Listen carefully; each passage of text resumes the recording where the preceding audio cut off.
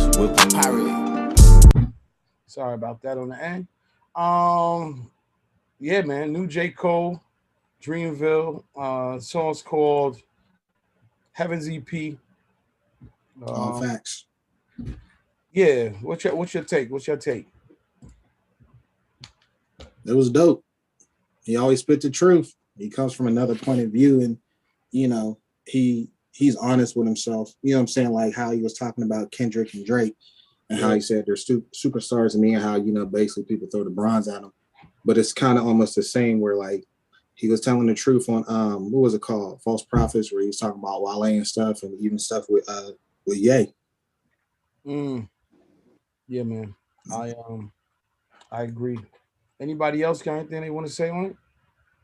Yeah, I'm rocking with it too, man. That nigga said I didn't know nobody that went to Yale, but every person that I know went to jail at least once. Bro, this is real. Hey, real shit right there. You hear me?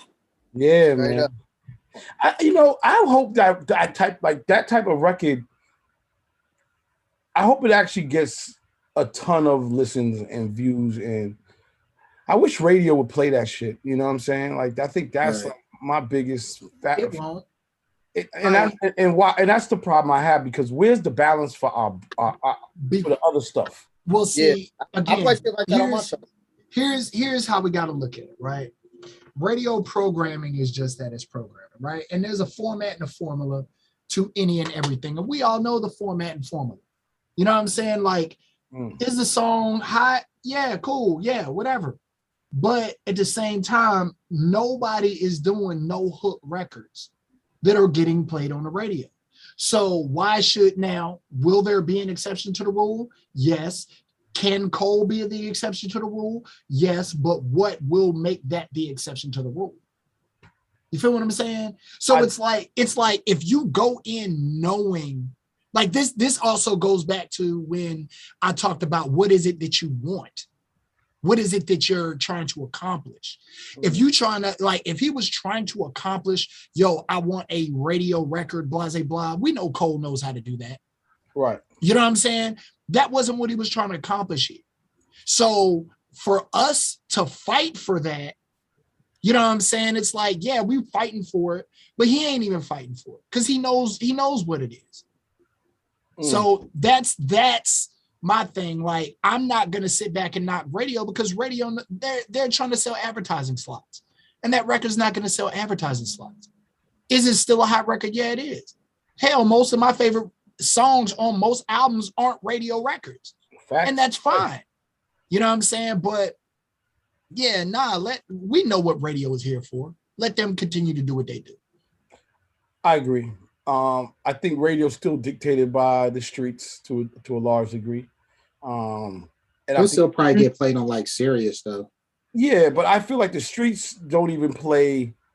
Like, I saw this thing with Pete Rock the other day. Pete Rock posted it, but it was Fat Man Scoop talking to two young cats, and they were talking about, do you play do you play J. Cole in the club? Like, what J. Cole record do you play in the club? And they were like, none, you know what I mean? Basically. And they was in there. What was that record he did with him and Drake was inside like the Phantom or the Maybach driving around in the mud. Okay.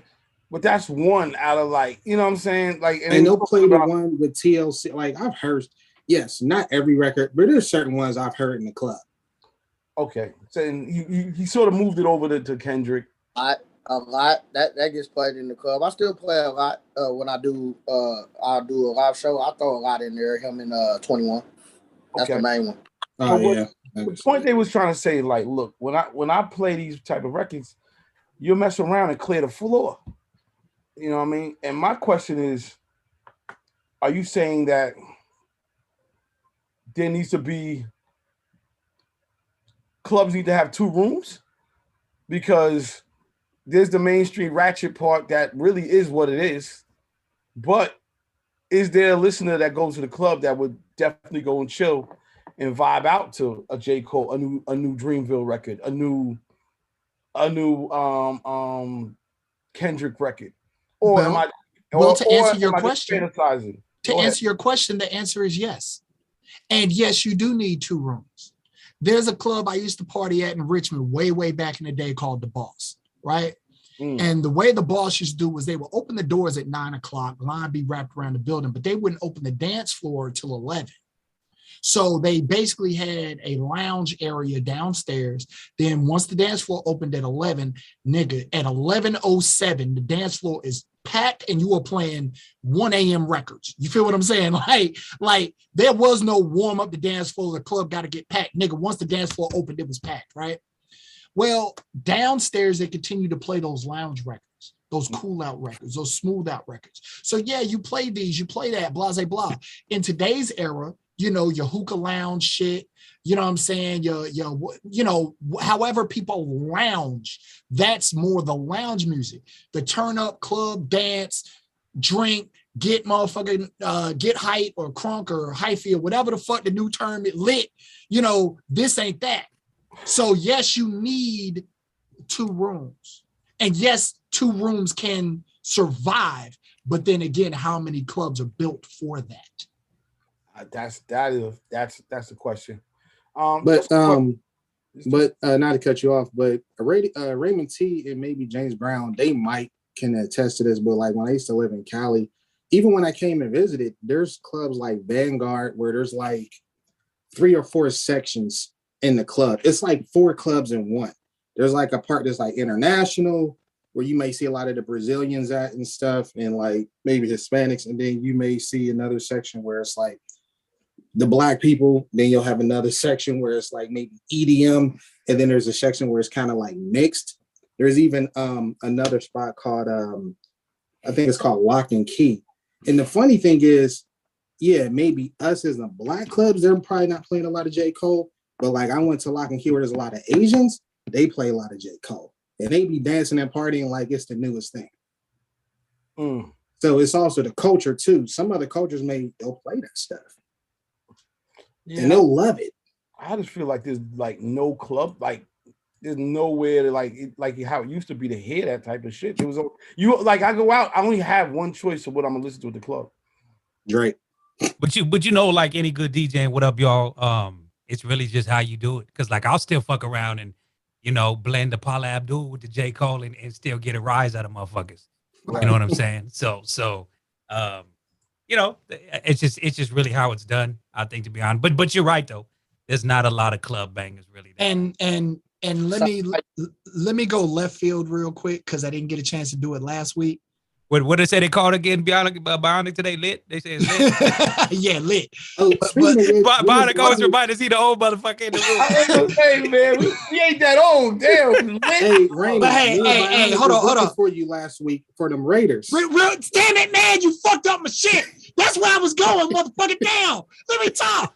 Raider Nation, nigga, and then just get off. That's all I was gonna say. And then here come Legend fucking up my shit. Raider Nation looking good. Can't lie. Raider Nation, baby. Shit, man. Well, hold on. We're going to get into all of that because I definitely have some football questions. All right, let's get into this joint. Let me know what y'all think. You know, New Music Wednesdays. That's New Her featuring Lil Baby and Lil Durk. It's called, good question. Find a Way. I'm trying to figure out the play. Like, why is Lil Baby and Lil Durk like the new tandem? You know what I'm saying? It's like everything. It's like you can't get a verse from one without the other no more. You know what I mean? Right. I don't know. I think that record was just okay. I know it's a radio record, but I feel like for her, she's so talented. It felt like a Coi Leray vibe. Like she's chasing. Yeah. Well, you know that song was originally on her album with just Lil Baby. Oh, it was? Okay, so this is the remix. So this is a remix with Durk. That's what I'm saying. Like, I'm trying to understand the play today and why every time, you know what I mean? Like, what? I mean, look, Meek just dropped off a joint with Lil Baby and Lil Durk. Of course, Khaled got the big one with Lil Baby and Lil Durk. So it's like them two is the motherfucking, you know, dynamic duo today or some shit. You know what I mean? So yeah, the Baby is still sort of like sidebar real quick. He's still trying to get over his issues, or is he back? He's back. No, Lil Baby. No. I know Lil Baby, but you know, I know because for a second it was also Lil Baby and the Baby. So it's like he almost got moved out now, replaced by Durk. Yep. See, he doing songs with Wayne. Hey, that song with Wayne is hard. That song with Wayne is hard. The baby is doing exactly what the fuck I said fucking Tory Lanez should have done. Shut the fuck up and just make some hot fucking music. And don't address shit. Don't worry about shit. Just do what the fuck you here to do. You feel what I'm saying? And the baby's doing that. And now ain't nobody, he dropped 2 new records. And granted, you're always going to have the people that's like, oh, don't forget the baby did this. Don't forget he did that. You're always going to have those people. But most motherfuckers is just like, well, fuck it, the song jamming. You know what I'm saying? Like, I'm going to rock out to the song. Right. Same way niggas did with Kanye. Like, niggas ain't thinking nothing about, all that other bullshit Kanye did with Donald Trump shit. They just like, yo, this album jamming. That's all they give a fuck about. Album was good. Yeah. Since we shifted to Kanye. Yeah. No, Bionic, right? Because Hov used to do that all the time. People say this or, oh, he got this kid or, oh, this and this and this. He wouldn't even respond to it. Nigga, just you're here to make music. Make the fucking music. You know what I'm saying? Like, people are gonna ask you shit in interviews or whatever. You maneuver around it and you make your music. Like, that's what it comes down to. You know what I'm saying? Like, I always bring it up. That's what Kobe Bryant did with his basketball shit. Yeah. You know what I'm saying? That's what Michael Jordan did with his basketball shit. You know what I mean? Sha'Carri ain't doing that. You know what I'm saying? Bro, like, winning erases it all, bro. Winning erases it all. R. Kelly.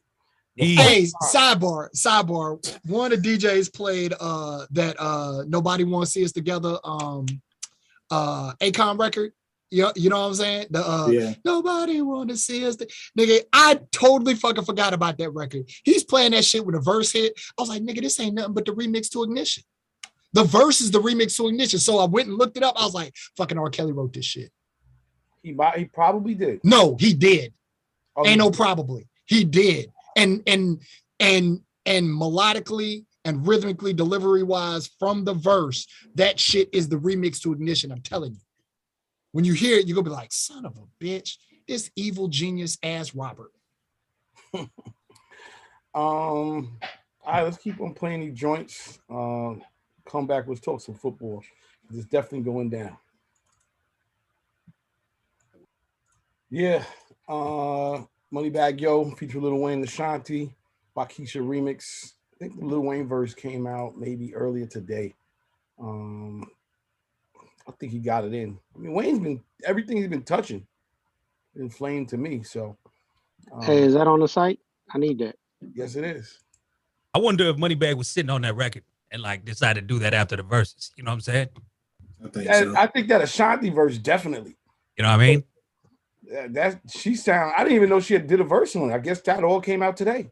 Yeah. That just came out. Now, today. peep game. Mm-hmm. You know how I'm always like, yo, why the fuck motherfuckers is doing records and like, remaking records and they don't change up shit or, it's the same type vibe as the original record and that shit whack to me. So how Ashanti get on her own shit and flip her shit better than these niggas that be getting on other people's shit doing the exact same shit as the other people? If anybody could do the same thing they did the first time, it's Ashanti on her old record. She did it with Tory. Versus love, man. No. What I'm saying is melodically, how it's delivered, she really could have came back and been like, she could have came back with that exact same shit. How was that?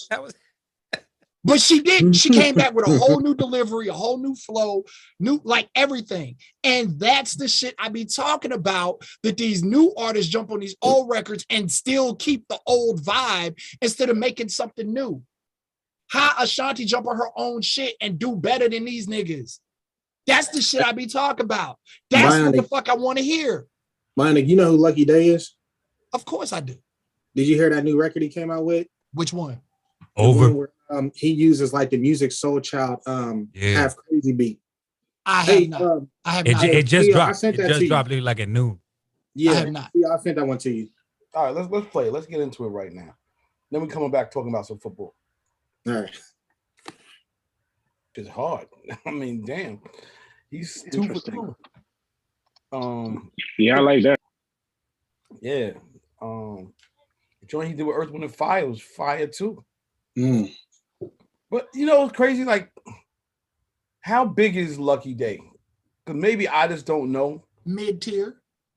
Okay. Yeah. He not where he could be yet for sure. You know what I mean? Okay. But No, like, he's not. Well, I honestly, you know, it's fucked up because we talk about subgenres of music, right? And essentially in the vast bubble, you know, Lucky Day would be considered R&B, right? But he's not in that popular culture rap R&B category that, you know, a lot of the upper echelon sales people are in. He's in that bubble of where the big dog of the style would be your Erykah Badu, then under her would be your Jill Scott. You know what I'm saying? But we kind of say, oh no, that's neo soul. But it depends on the record. You know what I'm saying? Because the artists are so fluid with their style that 1 second is R&B, the next second is neo soul, the next second is funk. You know what I'm saying?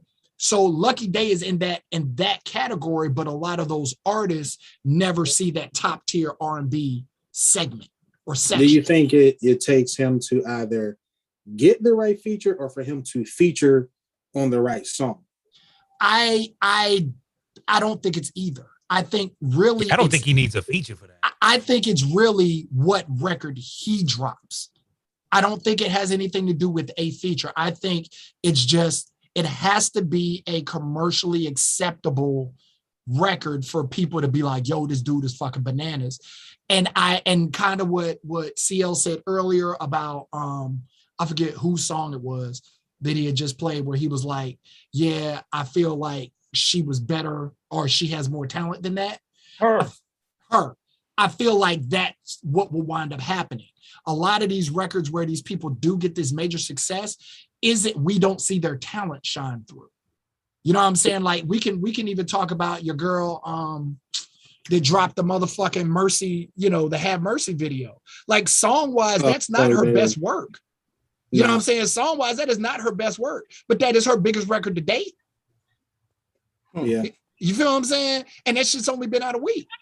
You know, though, Bionic, I think too, we got to go back to the idea, like, you know, what does like Lucky Day want for himself? Because, like, let's be honest, he hasn't had himself a big radio record. And this kind of goes back to the conversation we started off with earlier. Like say what we will about radio. If you want radio, that shit's gonna make you a star. You know what I'm saying? But there's a lot of successful artists though who go and sell out every fucking city they go to. And Lucky Day's one of those dudes. You know what I'm saying? So to add on to that, people forget that when you fly under the radar like this, you have a cult following and longevity that these other people don't. When you're on the radio on the regular basis and then you disappear, then it's like, it's harder to come back from that.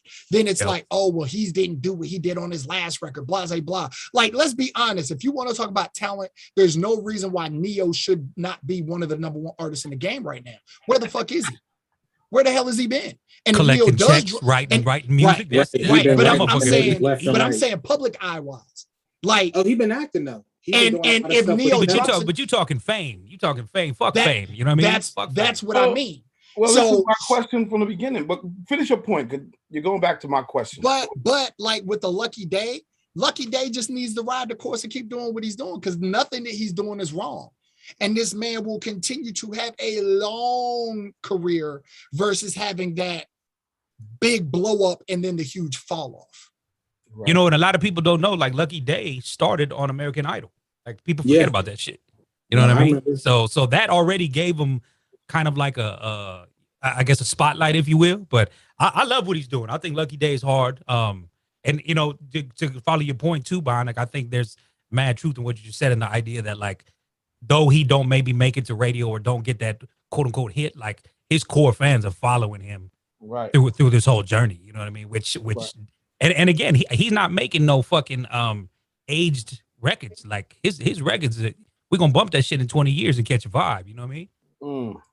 And that's why I was asking, like, you know, I know he's when I say is he, you know, you said mid-tier, is he really mid-tier? Because, you know, Janelle Monáe is not mid-tier anymore.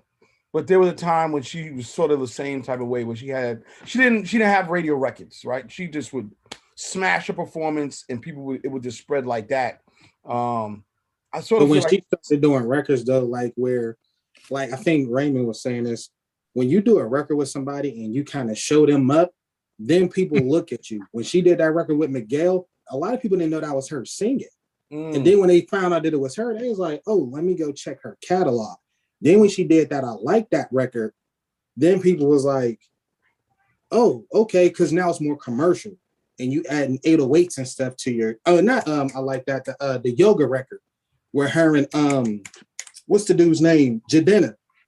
That's when she started getting more like the pop or like getting more of that attention. But when she did the Miguel record, it made people look at her catalog because they're like, who is that singing like that? With him? I'm glad you mentioned the yoga record, because I was just about to say that yoga record could have really like killed her. And the reason why I say that is because I love Janelle Monáe. Where's Janelle Monáe right now? Had making it not movies, been for making movies. I mean, of course, yeah, Oscars but again, like Janelle Monáe can't go back to doing opera at this point. You know what I'm saying? Like that motherfucking first Metropolis album where she's doing opera, dog, that shit's heat. She can't go back to that. And that's what makes her different, and that's what makes her great, and that's what developed her core fan base. Those people that jumped on her because of yoga are the flaky fans. You know what I'm saying? They're not saying that some new fans can't be ride or die, but realistically, they are the fans that are going to be like, as long as you're on the radio, I'm going to ride with you. Once you're not, I'm looking for the next thing. And but so, like I said, there's nothing wrong with being mid-tier, and there's nothing wrong with having that breakthrough record. I'll tell you, I prefer the longevity route. Right. Like that is because you're right. You know, along your career, there's going to be a time where you most likely are going to stumble. Very rarely will you get a Drake where this dude or Kanye, these guys, really a Drake, where you just everything you touch is gold. That ain't happening for 99.9% of the artists out here in the world. But so did you hear that interview with Timbaland where he was talking about like when it came to, he said it's the same thing with artists, with producers. He said you may have this run where he's like, you'll see me for like 5-6 years, new sound, killing it. He said, and then I'll have my time where I'm chilling. He's like, but Pharrell may come in. He said, and after Pharrell, he said, I might come back. He said, or it might be Kanye or Swiss or another new producer. He's like, but he's like, the ones that last, he said, we'll hold it down and run our course, fall back, go back, work on some other stuff. He said, and then come back. He's like, but we do that consistently. He said, and some artists, they can survive that. He said, and some can't. Yeah. I mean, you got to be able to reinvent yourself along the way. This is a long journey. If you're going to be in music, you got to understand, like, people are lifetime musicians.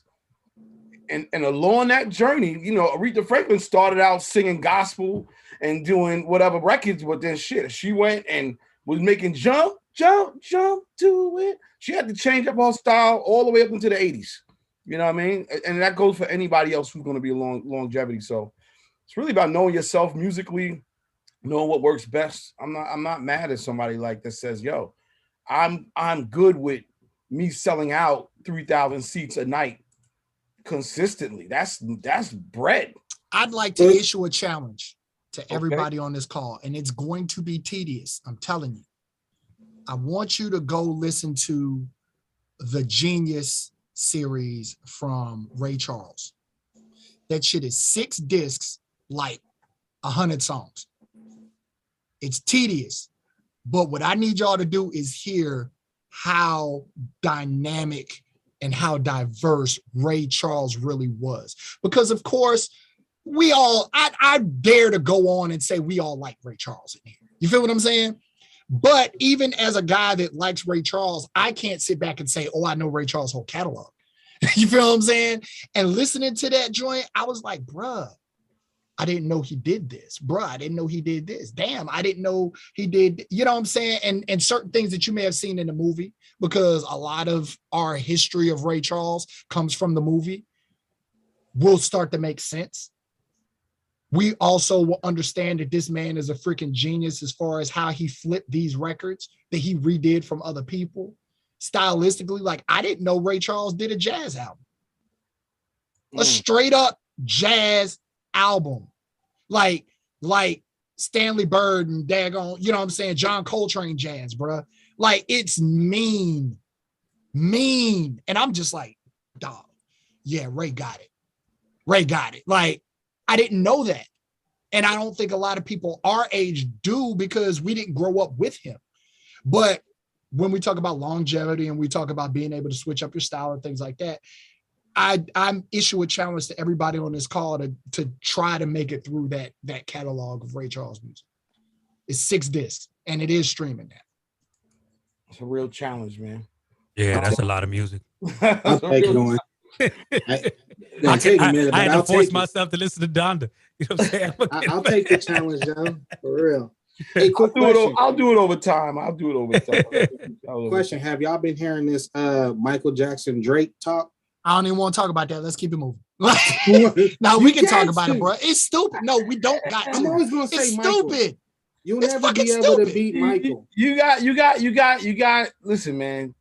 One thing we got to remember is it's 2 different generations. You can't even compare. It's 2 different generations, man. Yo, if Drake is these kids Michael Jackson, then that's what it is. Here's the thing: Drake can be these kids Michael Jackson, but Drake ain't Michael Jackson.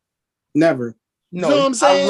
I love it. I love it for the fact that it's hip hop, and you know what I mean. And they comparing him to Mike, just for the fact for the culture is hip hop. Listen, at the end of the Mike day, set the highest tier, one of the highest tiers of all time. This dude had sold 182 million by himself, and that's when it was. And I think he did 100 million with Jackson 5, but this is when it was vinyl, 8-tracks, cassettes, CDs. Michael has killed it. Even if you switch Michael's catalog to streams, he's still outdoing Drake. And at the end of the day, like somebody killed that shit off gate that was like, take all of Drake's album sales, all of them, put them together. That shit don't outsell Thriller. Shut the fuck up. Facts.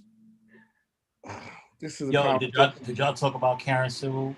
The new. Man, Karen Civil. That's crazy. Yo, Goja Bean, were you on that Clubhouse?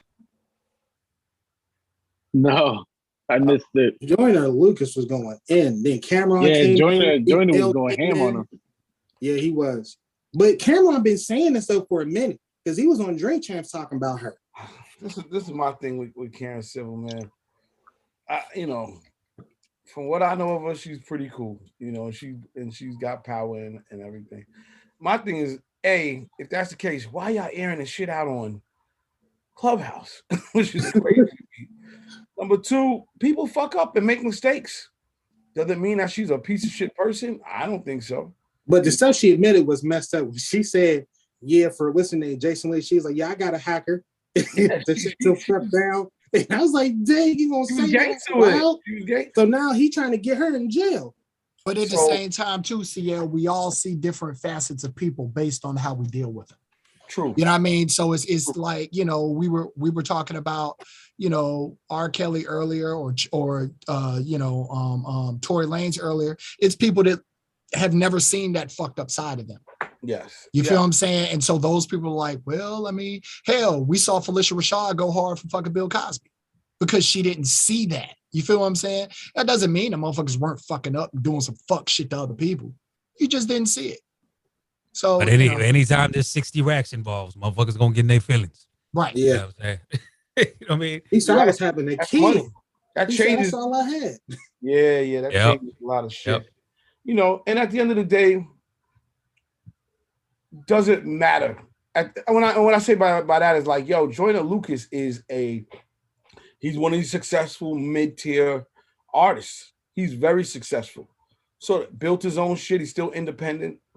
You know, definitely created totally with Timberland. He's doing his thing. We all got a crazy ride in life getting to where we are. Some bullshit happened, some good shit happened. We're here. Do you go back and say, you know, I mean, there's some things that are really fucked up that of course you go back and be like, nah, that should have never happened. But do you just sort of look at it like, oh, damn, this was a journey I got jammed up a couple times, but look at where I am. Like, do you move on from it, or do you go back and be? It depends on the person. I think peeing on girls, that's not a, yeah, that's not.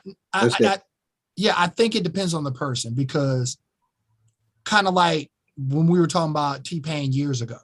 Like, I mean, when we were talking about T-Pain a few weeks back, and he said that Usher shit, he mentioned that Usher shit, and that shit fucked him up. It hurt him. And we see T-Pain making a resurgence now, but that's because he got out of that shit. We could easily say, T-Pain, forget about it. Why bring it up? You know, kind of in the same vein here, like, you're out of it now. But no, that shit scarred. It hurt him. Yeah, so you know, it depends on the person. If it's some shit that really, you know, betrayal is something that you don't get over easily. Facts. And especially when it comes from a certain level. You know what I'm saying? Like, when certain people when certain people shit on me, bruh, I don't give a fuck, because I expect that shit. Nigga, you ain't nobody to me, whatever. But when somebody that acts like they really, really, truly believe in me shits on me, bro, that's a different story. And I'm going to carry that. And I'm going to mention it when I need to. I just think like anything else, man, this fucking internet, people fucking know they got platforms. For all we know, fucking Jordan Lucas woke up and somebody pissed in the cereal and he said, fuck it, I'm airing everything out today. You know what I'm saying? And it's just, you know, it's almost even like the Nicki Minaj situation and her speaking on the fucking vaccine. You know what I'm saying? It's like, you know, she got 157 million fucking followers. Anything she says, people are going to fucking latch on to. You know what I mean? So the mere fact that like Joyner with his following speak on this is going to blow up. Because then even Meek came out and said he had fucking beef with Karen. And it's like, fuck, man. You know what I'm saying? Like, is this bitch really a fucking common denominator in a bunch of this shit? You know, but again, we don't know. We ain't in that space. You know what I mean? Yeah. So, but Cam been saying this for years. Like for Joyner to say, I think is different, because they like, yo, this is somebody young and new, kind of like, what's going on with that? But Cam's been saying this for a minute now. But you also got to keep in mind, certain people look at Cameron as just somebody that just talks. You know what I'm saying? It's one of those situations of the message, the messenger over the message. You feel what I'm saying? So like, if somebody is always like a jokester, a prankster, a shit talker, whatever, and they tell you some shit, like, you not really going, like, let's be honest. If I start complaining about some shit in here, y'all are just gonna be like, man, that's just Bionic talking shit, whatever. And then as time goes on, if somebody else mentions it, you're gonna be like, well, damn. Yeah, Bionic did say that, but I just chalked up the Bionic being Bionic. True. You know what I'm saying? Like, let's keep it real. Like, that's Cameron in a sense. You know what I'm saying? So it's not that Cameron wasn't wrong. It's the fact that it was fucking Cameron saying. That's a fact. Yeah. I just think it's rough because we don't know what happened, but her bag is fucked up. You know what I mean? And that shit is like crazy. Like, cause now people are trying to put her in jail. I'm like, yo, y'all, this is a lot. That, you know, over a weekend. You know what I mean? Yeah. Well, one weekend, your life can change. That's just crazy, bro. That's why I don't fuck with nobody. You say you don't fuck with nobody? Yeah, man. I know. The door got open, so now the light's shining in. That's the door been closed for years, so now that light's shining in, and that's why I never paid to fuck nobody over in life, because one day, you know what I'm saying, that door's gonna open, or somebody gonna open that door, and no matter how long it could be, like you said, it was how many years? 6, 7 years. People hold on to shit, and when it comes to money, you know what I'm saying, at that time, 60K was a lot to him, and he was putting his faith and his trust in her. And even though he's a millionaire now, it still hurts. And he's putting it out there to hopefully, you know, who the younger artists of today that's coming into it, they could watch out for people like this. I think it's the money, but the fact she didn't hit him back. That was his real beef. He was like, yo, I was calling you, I hit you, and he was almost giving me an attitude like, yo, why you bother me type shit. You know, that was his beef. He was like, yo, you play me to the side like, yo, I can't even call you type thing. Like, I understand, like, that would make me tight. I ain't gonna front. Money change everything. And on top of that too, man, like, the one thing we're not talking about is the other people that cover for these people. The other people that try to downplay it and be like, oh, don't worry about it. You know what I'm saying? Nah, she couldn't have done that. You know, that don't even sound like her. You know what I'm saying? Like, Nah, man, maybe it's a misunderstanding. All them people that like, you know what I'm saying? Like, he knows what it is, but ain't no doubt in my mind other people was caping up for her until, you know what I'm saying? Until he was able to confront her one-on-one. And it's like, okay, yeah, she's slimy, but what about all these people that was caping for her too, bro? Yeah, they all over the place with it too. I know what you're saying on that. Well, there's a lot of back end money. Let me tell you, when 60,000 gets handed, right? That's not just Joyner Lucas's decision. That's his team. You know, whoever the management was at the time, there were a lot of people that had to sit there and say, "Hey, we know we need to make a move for this artist, for you." And we don't know what kickbacks cats got. We don't. Shit. Because my thing is, if that's the case, why didn't your manager? Why? I think Wack 100 was saying it, but why wasn't your management all over everything? Why weren't they kicking ass to figure out what the F was going on? Why weren't they blowing up the spot and going in? That manager was making that check too. And not okay. Or because they don't want to rock the boat and wind up getting blacklisted. Yeah, niggas is scared out here, bro. That's true too. That could be it too. That could be. Yeah, they scared for real. When they think they're a gatekeeper, they be like, nah. Like niggas are scared. Like niggas are scared to rock the boat. And again, I understand and get it. Don't get it fucked up. But that's essentially what it is. Like, bro, we don't need. Do you know how big they are? Do you know how influential they could be? They could motherfucker do this and do that and da-da-da, and you'll be done forever. Just let it rock. Let it rock. Yeah, that's why a lot of people, to that point, that's why a lot of people stories come up and it's already been 5 years, 10 years, 15 years, and now they millionaires. They ain't say it in the beginning because they know that will get swept under the rug.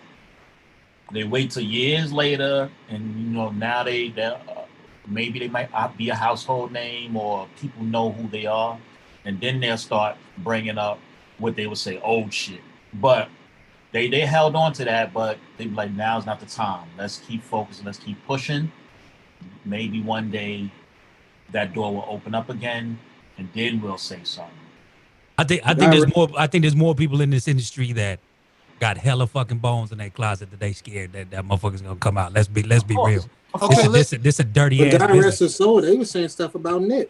I mean, look at Harvey Weinstein. Look at his gymnast coach. I mean, motherfuckers have been getting away with nasty shit for a long fucking time. You know what I mean? Look at with Diddy. Yeah, with you know Diddy. what I'm saying? Shine went to prison. Diddy ain't hit him up. You know what I mean? Same thing with the locks with all that. Or currently in this area right now, the big buzz is fucking the AA or ABB Records and Lil Brother, and the reissue of the fucking Minstrel Show and the other joint. You gotta elaborate on that because that's crazy. ABB out of the Bay. Yeah. So the first couple of Lil Brother albums they were signed to ABB, right? Yeah. Well, now ABB is doing a re-release on the albums. So, of course, Lil Brother's fans are hype as fuck, like, hell yeah, I'm going to get the vinyl, blah, blah, blah, this, that, and the third. Fonte and Pooh were like, hey, don't support that shit because we've never been paid off of those two albums. Oh, shit. You know what I'm saying? Like, we've never been paid, so don't support them until we get paid. And again, it's like, they never said anything all the way up until now. You know what I'm saying? And think about how many years it's been. Boy, skeletons. Listen, the music business is only partially beginning to become a fair business for artists. It's only partially beginning. Listen. Preach way of business is the way the music business is or traditionally was. It's a predatory business. I know that I can dangle this carrot. Get your talent and services for a fraction of what they're worth. Give you a half of the advance that I'm selling you on. If you don't meet up, if you don't recoup the money that I'm quote unquote lending you, right? And that means, you need to book flights. Well, guess what? I actually own the flight booking company, so I put premiums on the flights. Oh, you need to get a car service locally, and then I own that too, and I put premium on the gas and mileage. Right, so they're putting higher margins on everything. Freaking if you need to manufacture t-shirts, well, I own that too. All your merch, all your vinyl, everything. But I don't, if you know, right, I could go and do my own t-shirts and save that extra $5 that you're putting on everything. So you're making money on top of me no matter what, all the way around. And then the royalty statements come in, artists are getting 10% of an album. 10% of an album. If you're in a group, you're getting 5%. TLC. This is the predatory business. Let's be honest. Yeah, So you getting pimped. You are getting Literally. the bottom line. Text, CL. Check your text because I just sent you the Pooh tweet and the Fonte Instagram joint. Both of them talking about. Right. Like that's what I trip on. Even like Sweetie, she everywhere right now. You know what I mean? Like, and even when you think about the idea of like McDonald's is the worst fucking food for us on earth. But they know they have fucking tapped in with J Balvin, Travis Scott, Sweetie, because they reach our communities. You know what I'm saying? But again, I don't eat that shit. You know what I'm saying? But McDonald's. But see, I'm like one of the very few people to be like, yo, I completely understand and I agree with you about McDonald's not being good for us. However, McDonald's actually gives back to our community. McDonald's supports our HBCUs. McDonald's supports our community, whereas these other companies that are bad for us and bad for our community just take our money and be like, "Fuck you." Yo, you know who else? You know who else will support our community? Cool cigarettes. Yeah. No, they don't. Every liquor store in the no. Okay, no. Hear me out. What sponsorships to major Black institutions has Cool, Newport, fucking Hennessy given? I'm not talking about sponsorships to events. I'm talking about sponsorship like McDonald's does HBCU shit. They were banned from doing it. They were banned from doing it. I mean, they can't do it now. Food can pass, but they were trying. Those companies, the cigarette companies especially. And again, I get it, but I'm like, listen, man. Advertisers and promoters in the world. They were ridiculous. Listen, if but you why go you think that is though, Bionic, to keep you going back there to stay fucked up with the health because you're gonna come with your dollar. Well, I'm not ass burger. Listen, I gladly will take McDonald's money and not go to McDonald's. You feel what I'm saying? Versus motherfucking like at one point in time there was some shit about Home Depot, right? Where one of the former owners of Home Depot invested in like the Trump campaign and everybody went ape shit crazy. Don't support Home Depot, go to Lowe's.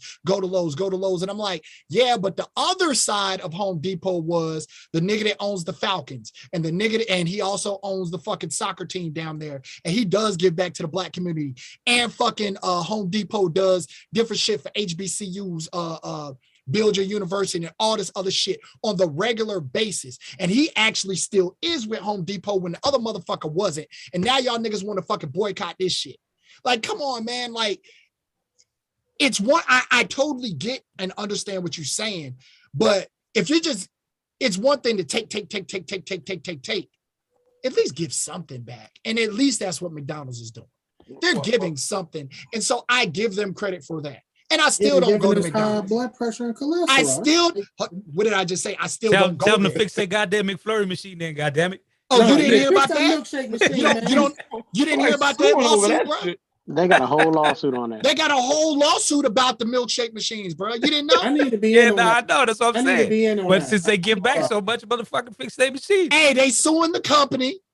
Like there is a motherfucking cease and desist order and all this other shit going on with that.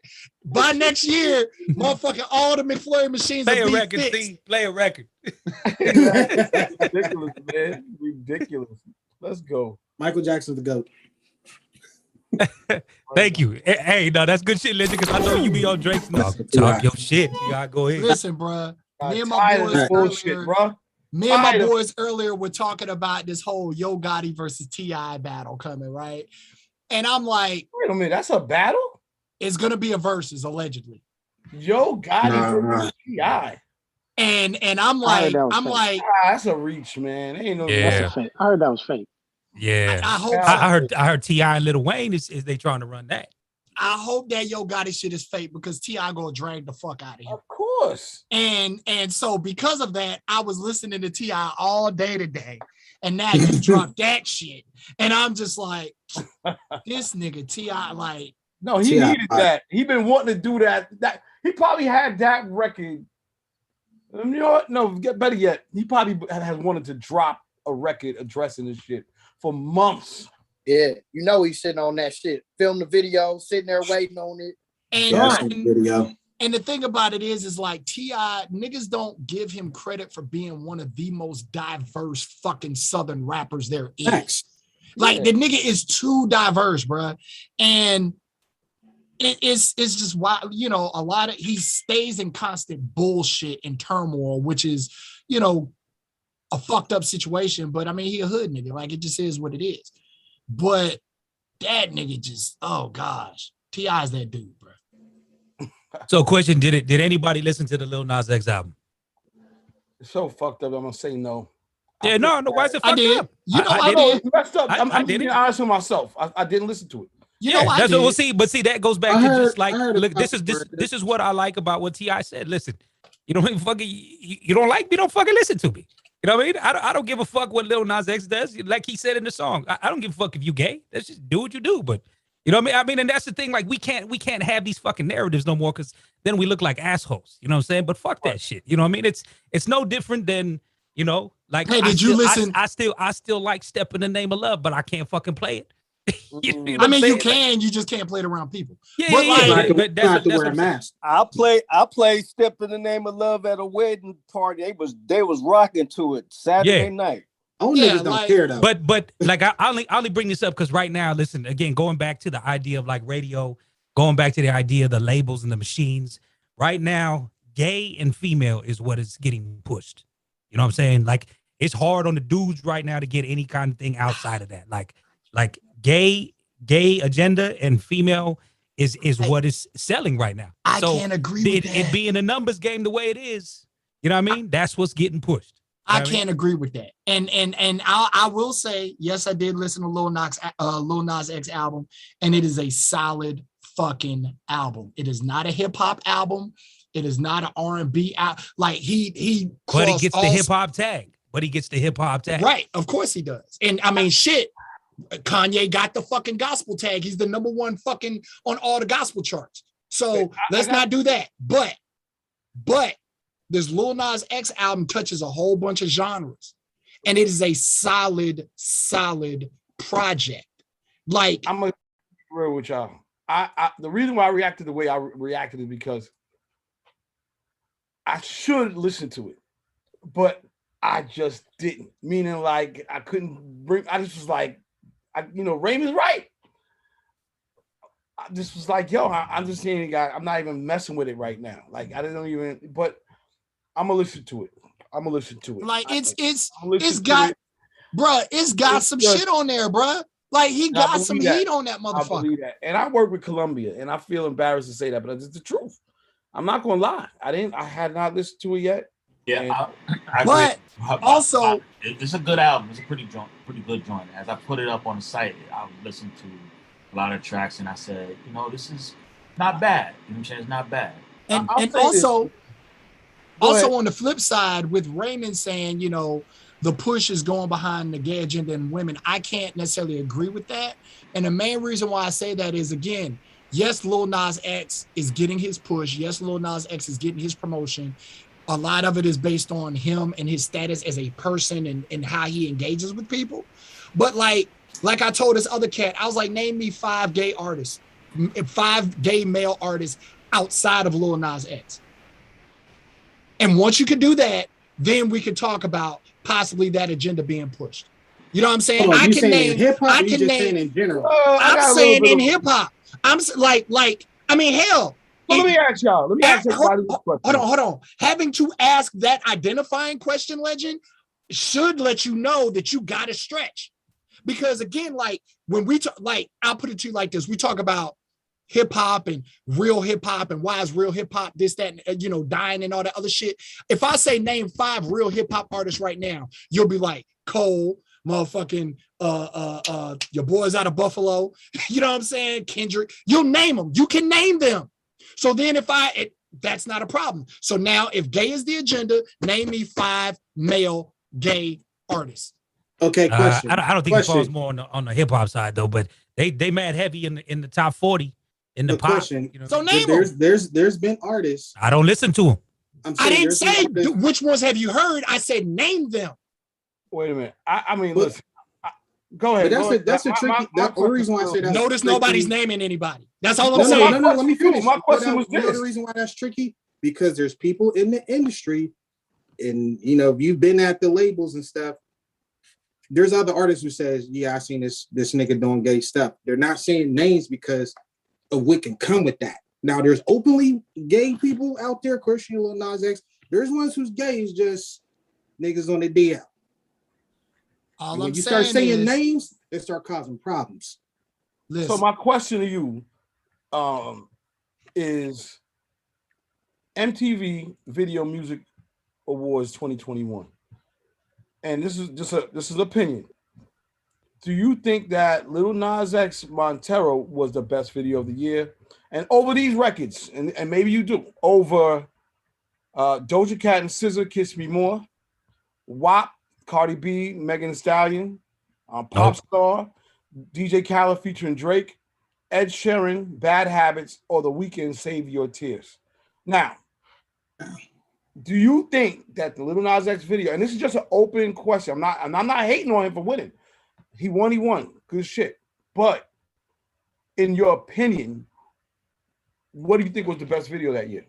Well, I personally can't speak because I have not seen all the videos. Okay. I will also go on record to say we need to be like each one of us defines a great video differently. Legend is going to define a great video by ass. Somebody else might define a great video. Wait a minute. That was a joke. It was a joke, man. Okay. It was a joke. But again, like I honestly wouldn't even, you know, again, I'm not a video guy, so I don't watch music videos. But with WAP, it's like outside of the ass shaking in the WAP video, I don't see what makes that quote unquote a great video. You know what I'm saying? And I know the dude that did the fucking art design for the video. You know what I mean? I think that he had one of the most shocking videos between him and Cardi B. But I think if you go for shock value, is them too. Yeah, and I give him that. Like, yo, Lil Nas X is a master at creating attention. That is what I've learned about him over the last year. He's every time he does something, we get up on the call. Now he's saying fuck our kids now. That's the latest. Motherfucker, we all been saying fuck them kids. We've been saying fuck them kids for years. No, but Lil Nas X saying it's a problem. That's the funniest shit ever to me, bro. No, this is the thing with Lil Nas X. He was just joking. That's the funny part. He was joking, saying it like, yo, you know, AKA, like, why do I gotta worry about kids when I'm trying to be creative? Like, that was his whole thing on the Breakfast Club. That's one of the things I like about him, the fact that now he can joke on himself. And the thing too is the master at attention. He's a master. And at the same time, Eminem said the same shit 20 motherfucking years ago. And got his head chopped off. But I'm just saying, when we say to the agenda, I don't know, man. I felt like that video, because what are we looking at? Like, who had the most? Are we going off of views? Are we going off the views? Or are we going off of artistry when it comes to this video of the year category? That's MTV's biggest thing. But the other side too is again, like I said, I can't speak till I see all of them. You know what I'm saying? That's kind of how I do judgment. Well, you should look at all the videos and then tell me if you feel like. I seen all of them except Ed Sheeran's. I think that's the only one I didn't see, but I seen everybody else's. But what's your opinion, Legend? What's your opinion? Video of the year. If I'm going off of shock value, I'll probably go Cardi B. Outside of that, I'll probably go with like The Weeknd. Okay. Because he always uses like this dark fantasy, like movie theatrical type of feel, and so that's why, you know, with The Weeknd, I'm like, but I mean, I'm surprised. Honestly, I thought Doja was gonna win it because Doja was racking up some stuff. I mean, she's been racking up awards and getting a whole bunch of nominations. I really thought it was gonna be her, but you know, the powers that be, we already kind of know where that was going to go. Oh, two other things. One, to hit the other side of what Raymond said as far as like the agenda, females in rap. If I said name 5 females in rap, you could do that easy too. That's one of it. The other side is Doja Cat and like, let's just say racking up all these awards, and Doja Cat's another person that did a bunch of fuck shit that pissed a whole bunch of women and black folks off and kept shut the fuck up, kept making music, and is still motherfucking being popular and successful. Her album was actually dope. When I went and listened to it, I was like, yeah, Doja got fire for real. Yeah, but again, she's somebody that got put in hot water behind some dumb shit that she did, and she didn't address it. She just shut the fuck up and made hot music. Yeah, because her people was on her. They was like, don't say nothing else. Don't say nothing. It does take the right team to be around you sometimes to be like, hey, bro, fall back because you about to F this up for all of us. And I think that's kind of what happened with the baby. And that's where I agree with Bionica. Like, somebody should be like, hey, bro, don't say nothing. Just fall back. You know what I'm saying? Tory Lanez, somebody really should have been in his ear like, hey, don't say nothing. Don't speak on it. Don't fall back. Just do music. Just do music. And now Tory Lanez is buzzing because he fucking shut down his fucking Instagram or something and just said, put up a message that said it's been real, and then motherfucker just disabled this shit. And so now people are rumoring that, oh, he's about to go to jail. And I'm like, I just think I don't think he's going to jail. I think this might be him just cutting himself off so he doesn't do no dumb shit. And then he's going to drop an album probably like in January. Right. But let me go back to what we were talking about in terms of this video awards thing. The only reason why I even brought it up is because Weeknd had 522 million views on his video, right? He was the number 1 viewed video out of that category. Second was Cardi B, third was Lil Nas X, and then fourth was fifth for everybody else. And I'm saying if we're going off of numbers or we're going off of art or what we consider to be like, you know, the best video, I feel like, that's the only, because I felt like he got a force to win in that situation. You know what I mean? But was that category though a fan-based one? Because you know how they let the fans vote on shit. Because I would imagine MTV has a committee just like any other award show, right? I don't know how they choose. That's a good question. I don't know how they choose. That is a good question because when Wiz Khalifa did that song with what's his name for Fast and Furious, that video had like 1.5 billion views, and I still don't think that video won. Yeah. And that was just like mad impact. He outdid everybody. Yeah. Like, and I still don't think he won. If I'm not mistaken, I don't think he won. Need to go back and double check that, but I don't think he won for that. And he had the most views. Right. And it was in the middle. I mean, Paul is trash. And to be honest, man, like, you know, as much as I didn't really care for the video, like that Montero shit, video? Oh, the Montero joint, like as much as I didn't really care for the video, like artistically, like we talk about shock value, like Legend said, if it's based on shock value wise, it's up there. If we talk about artistic wise, the video was fucking artistic as fuck. It was like crazy. Let's keep it G. Like the video was artistic as hell. So again, it would be up there. It would be up there for that. So it's like, again, what are we, you know, every individual is going to judge it based on their own personal set of standards, but based on those two sets of standards, it's up there. So it winning isn't overly shocking, but I will go and look at all the videos and then I'll text you and be like, I think this one should have won. But he knew he had to go this route just because if you look at everything else that came after Old Town Road, like the record he did with Cardi B, the one, I think he did a remix one where he had Nas on there. It was just regular stuff, like you just dancing and doing all that. But when he went and just went all the way left, that's when it was like more people start paying attention. Well, listen, let's get back into some more music. We still ain't talk football yet. And we still didn't talk about this Diddy and Jermaine Dupri. That's on the agenda too, man. But we're gonna and for the record, I'm DJing a gay wedding next month. Holla at me, Bionic. It's giving me Whoop-dee vibes. Very Whoop-dee. Papoose. It should have had what's his name on it. What's his name who's always with Bobby Smurda? Oh, you talking about Fabio? It's a sound like Fabio. Oh, you talking about? Yeah. No, not Fabio. Roddy Rebel. Yeah. Yeah. I mean, listen, I think the joint, we was talking about it the other day. A lot of people say they wasn't feeling it. I don't like it. Swerve, they don't like it. Is he gonna get New York love? See, like, will that get New York radio love? It will. It will. It will. It's two things I'm not fucking with about it. Like, I can identify it. Remy's voice doesn't fit that beat to me. It stands too much over. Like, it just doesn't fit. And her flow is too stagnant. Like, she's not switching up her cadences regularly to keep me interested in the record. Like, she's saying some shit, but it's all the exact same cadence points, and it's just like, wish you still rapping like this? Like, you're not switching it up yet? I don't know. I think it's a confidence. She sounds confident on it. Yeah, she had bars. I ain't French. She had some bars on it. And I feel like it's open for mad people to jump on. Like, Fabio's going, like, it's very open to be. They do a crazy remix. It'll go crazy. Yeah, I'll agree with that, because with the remix, then comes different rap cadences from different artists. There you go. So that sound mad regional. You know what I mean? Like, that's why I asked you, like, is New York gonna jump on that? That's definitely a tri-state area.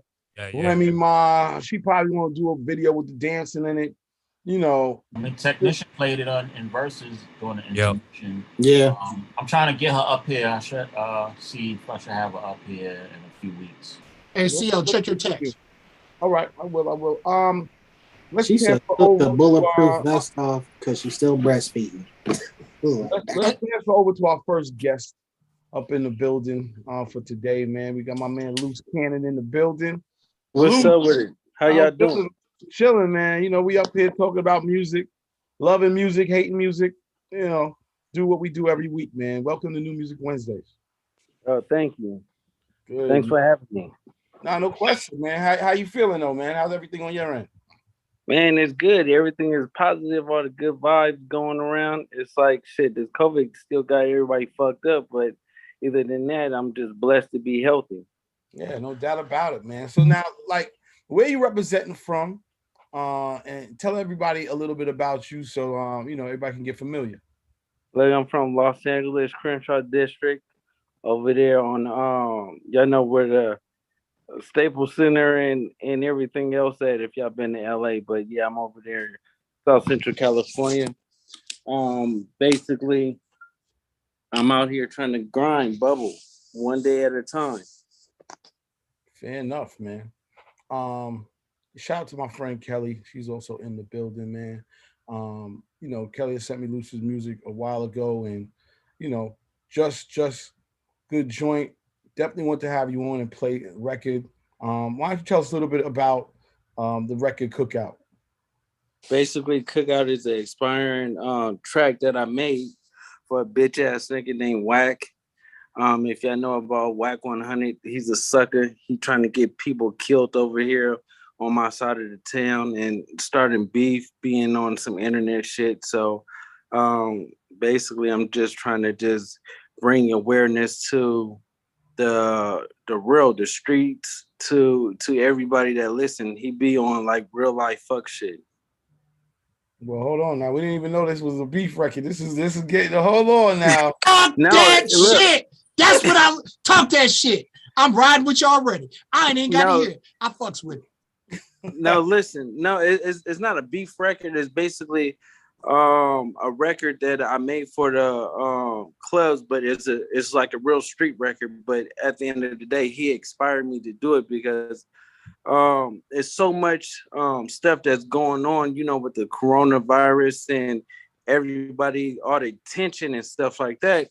So people be, everybody is at war. Nobody want to come outside. When you do come outside, you either gonna get shot. All kind of stuff happens out right now. And basically, it's like I just feel like he's just a fraud. He spoke up on certain subjects that he was never supposed to speak up on. He's not from LA. He's from like Canoga Park, the Valley type shit. And he got a lot of niggas food. Word. Okay. Well, listen, man, we're going to play the record. You know, I'm gonna stay neutral on this. You know, but I'm gonna definitely listen to it. So let's get into it. This is Loose Cannon Cookout. Wack, I know you ain't talking. Nigga, I know you ain't talking, cuz. Look, big guns. Long stick bitch, nigga, come and get some cookout. Quick to solve one, bitch, I'm a problem. Big guns, ARs, big drums. Long stick bitch, nigga, come and get some cookout. Long nose, 6 shots. Quick to solve one, bitch, I'm a problem. Big guns, ARs, big drums. Long stick bitch, nigga, come and get some cookout. Long nose, 6 shots. Quick to solve one, bitch, I'm a problem. Beefing on the net, that's all clout. Drumming shit on crib, that's 100 rounds. Cuban link, that's an easy 100 out. Just brought a Bentley truck with 100 miles. If you got work, we can swap it out. If you got a glass jaw, nigga, watch your mouth. Put the Mac to your face like a screensaver. Long stick, half moon with the Glock laser. Fly like flip-flops, really since Tupac. Slept on like a futon, hotter than Tucson. With a beam on me, looking like Jimmy Neutron, hopping out the Yukon. Baby treat me like Taliban and blow something. Broke niggas always wanna hold something. I'ma ride them. Niggas got their hands out like a hitchhiker. Big guns, ARs, big drums. Long stick, bitch, nigga, come and get some cookout. Long nose, 6 shots, quick to solve them. Bitch, I'm a problem. Big guns, ARs, big drums. Long stick, bitch, nigga, come and get some cookout. Long nose, 6 shots, quick to solve them. Bitch, I'm a problem. You bad, but you can't spend a night. Can't tell if it's real, but it move right. All the ass, you better shake something. Better get up out of here before we tape something. Give me my space like an astronaut. I'm in my prime like Optimus, but more like Megatron. Turn 36 O's to applesauce. Had a meal before rap, I've been a boss. The key don't work, there's a push start. Chopper spinning around like a go-kart. Too much bread on the block, I won't fail. Playing with birds like Kevin McHale. You a killer, well pop something. Nigga, why you never fucking drop nothing? You get the spraying. Big ass nigga, you get the laying. Big guns, ARs, big drums. Long stick, bitch, nigga, come and get some cookout. Long nose, 6 shots, quick to solve them. Bitch, I'm a problem. Big guns, ARs, big drums. Long stick, bitch, nigga, come and get some cookout. Long nose, 6 shots, quick to solve them. Bitch, I'm a problem. Look, nigga, you already know, nigga. If you speak on the loc, be ready to deal with consequences. Oh shit. Big guns. So yeah, Cannon. So first of all, actually the record snaps. I mean, what can I say about that? Definitely runs with the AMBJ record. What record did AMBJ have that blew up? I forgot the name of it, but got that type of energy. So you can elaborate more about like what is actually happening in the streets of LA right now? Like, let's talk a little bit more. Like, what's the conditions like? Like, really, what's popping? Talk to us. Okay, so look, so basically, it started from a guy got killed. His name was Indian Bread Boy, right? He's from the other side. So, Game did a video, a live video, basically doing a video, and then he rapped 4 bars talking about basically. You get fucking with Nips, you get killed like that, right? So basically making it seem like our side of the town is the one that killed the dude that got killed. But in actuality, we didn't have nothing to do with it. So Wack 100 get on the internet talking about, oh yeah, like Game, he did this, he did that. It wasn't for that.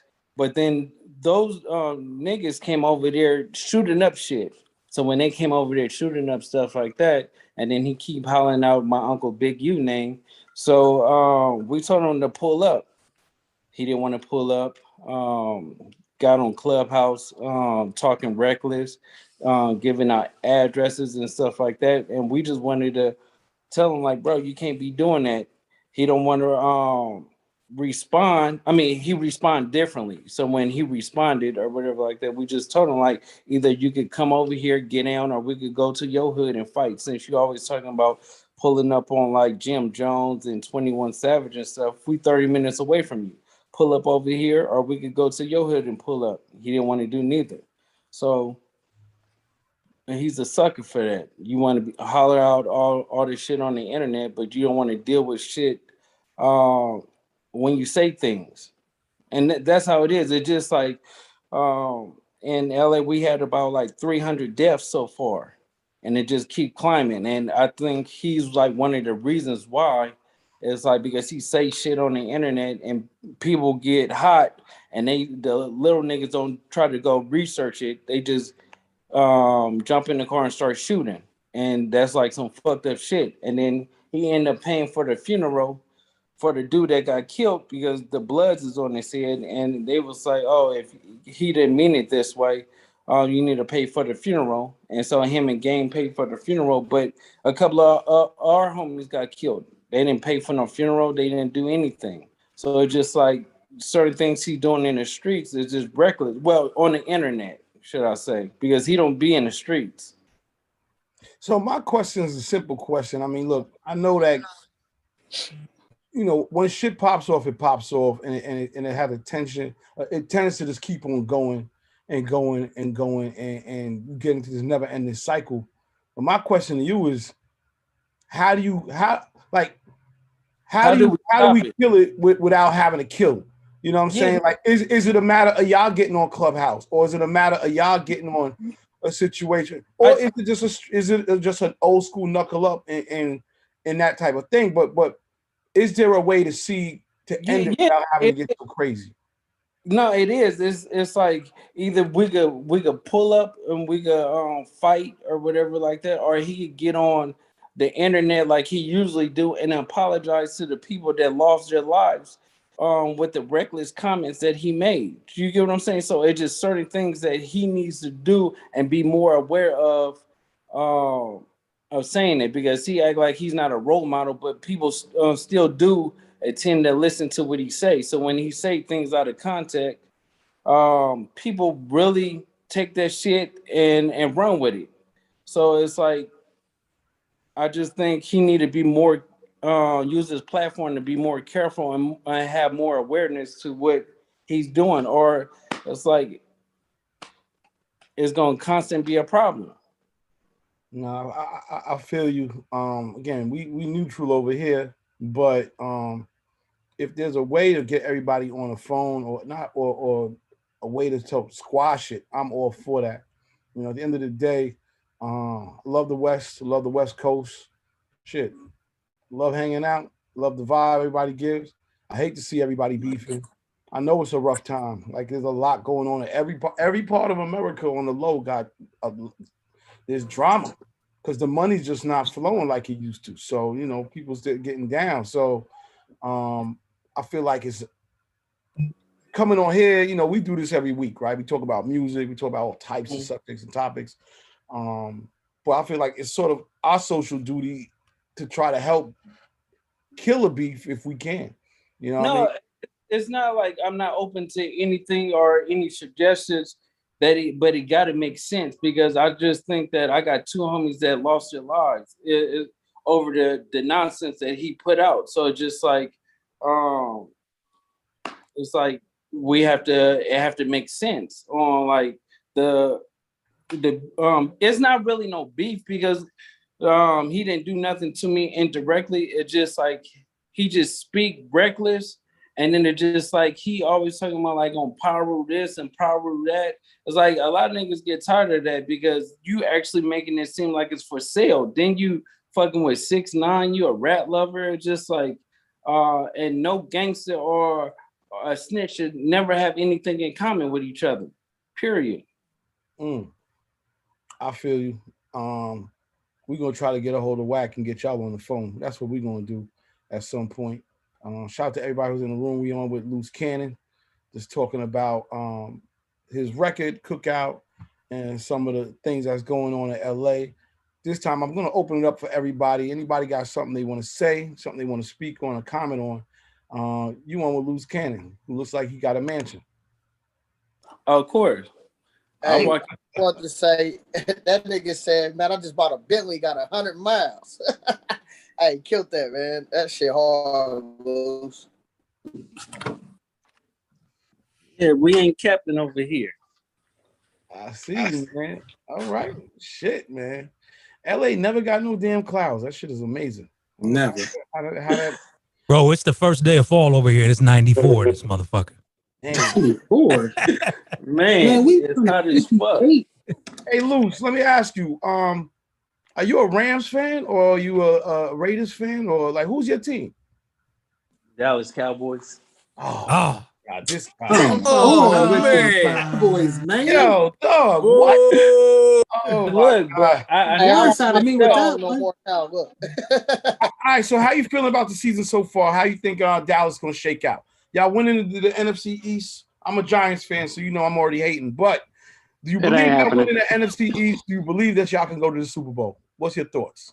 Shit, every year I believe we're going to go to the Super Bowl, but shit, I don't. Keeping it 100 is like shit. Nope. I mean, it's too hard. I mean, shit. Every year it gets harder and harder for us, and then somebody always getting hurt. It's just like we got that curse around us. Is Zeke washed? Hey, Zeke. We need to get Zeke out of here. I agree. We need to trade him. We need some picks for him. Here's the funniest thing. Zeke was y'all's savior. He never panned out. Now it's get him the hell out of here. Y'all don't know what y'all want. All Cowboys fans. We know we don't want him. Like we don't want him no more. Like it's no different than when y'all had who's the old quarterback dude name? Like before that. Don't tell me Romo. Yeah, like when y'all had Romo. Like statistically, Romo was like number 3 in passer rating all time. Statistically, though. Hey, listen, that's all motherfuckers really go on, right? No, but listen, when it comes down to the fourth quarter, the last 2 minutes, he was a bum. I've seen him. But here's the funny thing. Now, me as a Raiders fan, motherfucking, last 2 minutes, our QB be killing shit. But everybody swear up and down he a bum. Because the other 3 quarters, 3.5 quarters, he be on some bullshit. I heard it best though, Bionic. Carr is a good quarterback, but he's not a playmaker. No, except in that last 5 minutes of that fourth quarter. Carr's a great quarterback, but he's not a playmaker. I'm still not sold on him, G. And trust me, it's Raider Nation on minds for life. You know what I mean? He's the best quarterback we done had since Gannon. But if you're gonna talk about getting to them playoff times when you got to go head to head with fucking Mahomes, you got to go head to head with the motherfuckers. Carr ain't the guy. He ain't the guy. He ain't the guy. For 3.5. Carr is a motivator, man. That brother's a motivator. He out there. Yeah, motivate to go home. I knew this Raiders talk was gonna take over. This Raiders talk, I knew it was gonna take over. I'm just letting you know. Hey, they said the NFL is better when the Raiders is winning, bro. Come on. Damn right. 3 3/4 of a damn football game in the playoffs. Like I'm with you, Derek Carr. But bro, last 5 minutes, man, Derek Carr shows up. Let me get back to my man Loose Cannon. Yeah, my bad, Loose. My bad. This is gonna happen regardless. This got to go down. We got to talk football today. So Loose, what else are you working on, man? Like EP. Yeah, so I got a song with Draco the Ruler that's coming out. If y'all ever heard of him, cool. I got a song with Offset. I got a song with Quavo and Rich the Kid. So a song with French Montana. So I'm stacked. So I'm just waiting for everything, all eyes to be on me, everybody support, so I can strategize my plan, because you always want to have. I don't want to just drop a project just to be dropping a project. I think it's like a waste of time. I'd rather do it at the right time, right timing. Who produced that joint, Loose? Me. Oh shit, nice. Yeah, every song that you hear is I produce. Fire, bro. That's big. I didn't know that. That's huge. Yeah. So I produce every single thing. So every track. Are you producing for anybody else? No, I produce for everybody. Shit. I produced for Rihanna before. I produced for Cardi B, Offset, Lil Pump. So it was like I always been working. It just now that's why I always said that I've slept on like a futon. It's because a lot of people overlook me. But now it's just like, it's my time. It's like, shit, I'm here. Not dope, man. I didn't know all of that, which is great to know. And this is why I'm gonna say, it's great having you on and to keep on doing these because, you get to tell what you're working on, play your music and also tell your story and to spread, all the stuff you got going on. But I did not know that. That's awesome. Yeah. Cool beans, man. Anybody else you like, who you looking forward to working with? I mean, I know you had your pick so far, but like who else you want to get in the stew? Shit, like one of I'm a big Jay-Z fan. And I just think that's like I'm a big Jay-Z fan, big 50 Cent fan, because that's where I listened to growing up at listening to them. It's like I'm always like we get sprinkles when it comes down to like the West Coast artists, like, but it's like I think like the East Coast have more impact on music, and that generates. But now it's like the South. I love to work with like Young Thug, of course Drake, and like Future and stuff. But like my go-to has got to be like Jay-Z. Like that's like gotta happen. Real talk, man. I think matter of time how it works, man. Mind moves everything with guys like Jay. You just gotta actually just be out there, make it happen. Exactly, man. Of course, exactly. All right, we got my man Loose Cannon. Anybody got anything else? Any other questions? Any words of encouragement? Go ahead. Who was one of your favorite artists to work with in the studio? My favorite artist to work in the studio gotta be it was like Offset. Because he was like like you could feel the vibes and stuff, and it wasn't like no pen or paper or anything like that. It was just feeling, and we just go in there and we were just punching in, like just going crazy.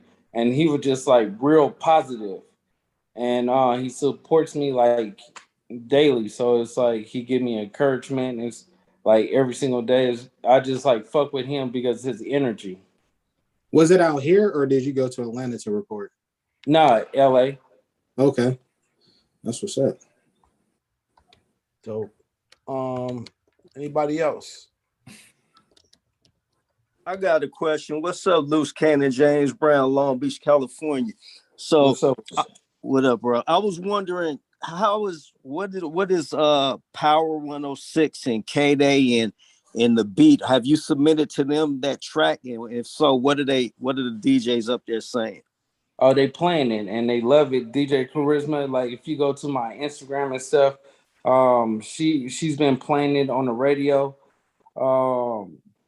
And everybody else is supporting it. Felly Phil said that he's gonna play it on this weekend coming up. So it's getting momentum. It's been out for like a week now. So 7 days. So it's new. Yeah. So that's so it's a new record. It got like 1 million views right now. So it's climbing. Damn, that's good, man. Word up, man. Yo, it's dope. Like I put in the comments, I ain't in it, but yo, man, I love to see y'all come to peace with whatever's going on, man. But the song is hot, but I would love to see y'all at peace. No, everything is a opportunity for us to speak and have peace and closure to it.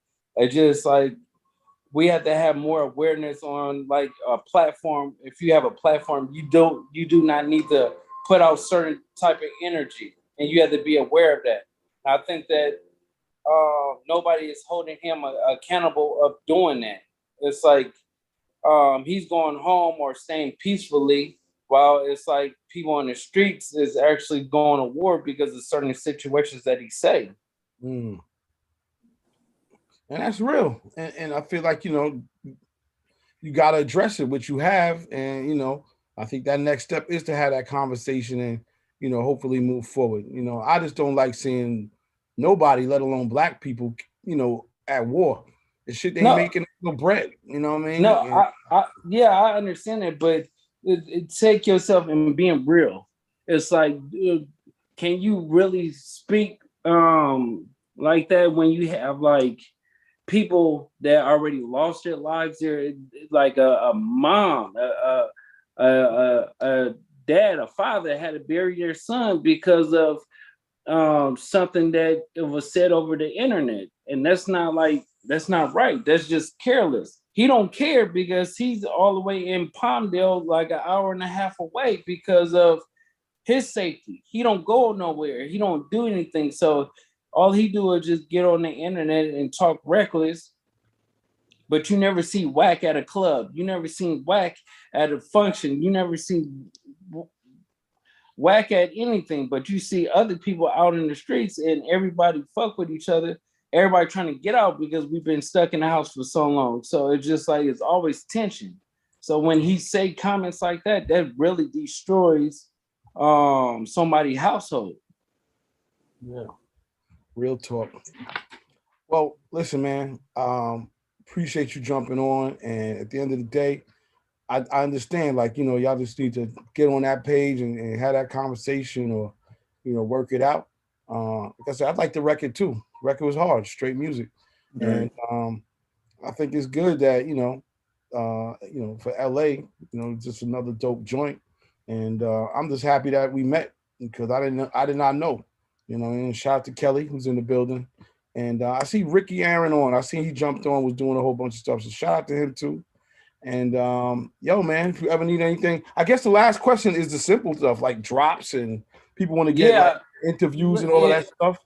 If y'all could send all drops to Kelly so I could do them, I'll do them today. I'll do them right now.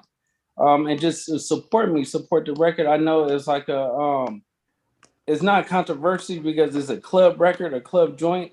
I mentioned his name, but I just want awareness on people that have, like, you know, their platform, take everything serious and put out right energy. And, you know, I fuck with y'all. I do. Can y'all follow me? I'll follow y'all back on all social media. My social media is it's Loose Cannon, ITSLUCECANNON. I bet we're gonna definitely do that, man. One more question. Go ahead. Hey, Loose Cannon, is there any local artists that you kind of got your eye on, or that you like are listening to right now? Local artists, a guy named Draco. You ever heard of him? Draco the Ruler? Yeah. Yeah, he's out like right now. That's pretty much is Draco, and pretty much that's it right now. You got like Kendrick Lamar and stuff about to drop.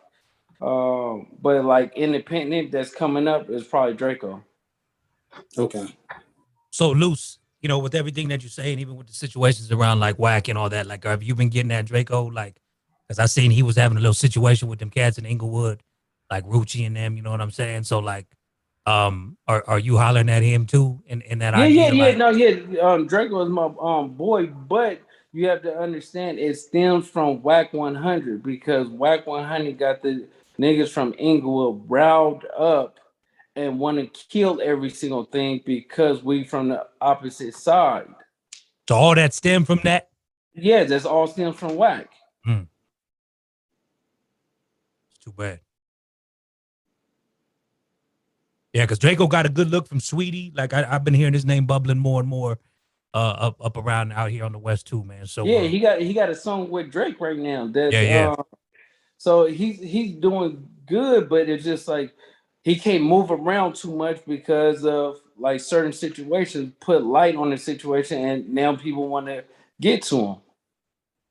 And all he want to do is just do music. That's all he want to do. That's his focus. He just beat his case, and he just want to just grind and do music, but it seems to be short-stopped. Well, look, man, we're going to try to keep it positive. You know, we all with everything, all the positivity. And, of course, man, you got to come back, man. Keep on dropping them joints. So, wait, the last question is, what's your ETA for your the project that, you know, you got all of the features on? Probably the next 3 months. All right. So, cool. Probably like the first quarter of next year. All right, cool. Well, you got to come back, man. So, you know, play some more joints, and we can keep chopping it up, all right? Yeah, follow me and hit me back, send all the drops. Say no more. We will definitely do that. Kelly, put your contact in the okay, you put at Kelly. Let's put your email or something. Back in the chat. Kelly, can you add my social media? She did already. She did the social media. Okay, good. There it is. All right, we're gonna get into a record and come back with another guest. And you already know how we do New Music Wednesdays. All right, we are back. New Music Wednesdays. Getting it in. Yeah, a lot going on. Actually, Queen B, who's in the building, can you please break that record down? Then we get into our guest. Oh, okay. Yes, that's No Makeup by Benno Rideau. I don't know how to pronounce it. Featuring King Combs. Yeah. So I like it. Wait. Sorry, we got kids over here. It's a lot going on today. Dope. First of all, I'm back. All right. So anyway, shout out to Billy Knight, who's in the building. Got our next artist in the building. What up? What up, Billy, man? How you doing? Everything's good. That's what I like to hear. We got Buddha Mac from the Bay Area on. What up, Buddha? How you doing, man? Oh wait, you're on mute. It was Hannah. Yeah, man, everything's good, man. So he's got a new record out called Bay, BAE, with Adrian Marcel and Raven Justice that just dropped on the 17th. So before we get into the record and stuff, Buddha, why don't you let's do an introduction on yourself and everything, and let's do that, and then let's get into the record. I bet, man. I go by the name Buddha Mac, and I'm a Bay Area artist.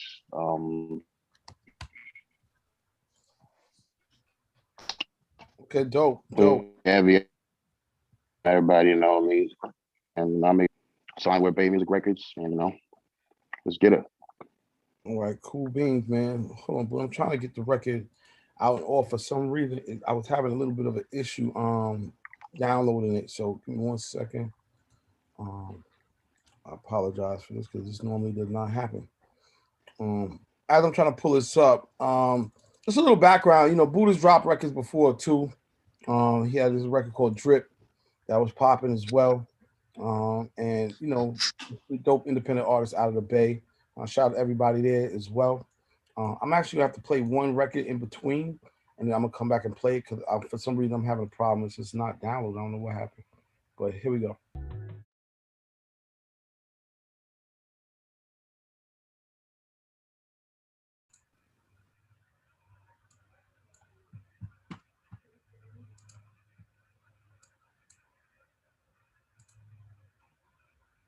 New Music Wednesdays, new Dreamville, J. Cole, all that good stuff.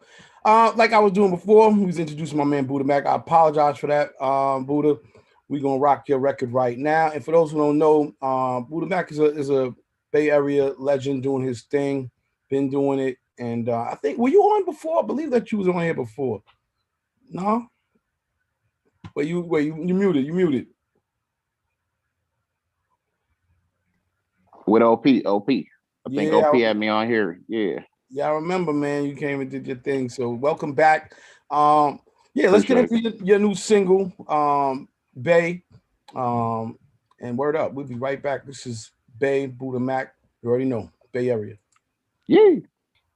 You already know. That's Buddha Mac, Bay, featuring Adrian Marcel and Raven Justice.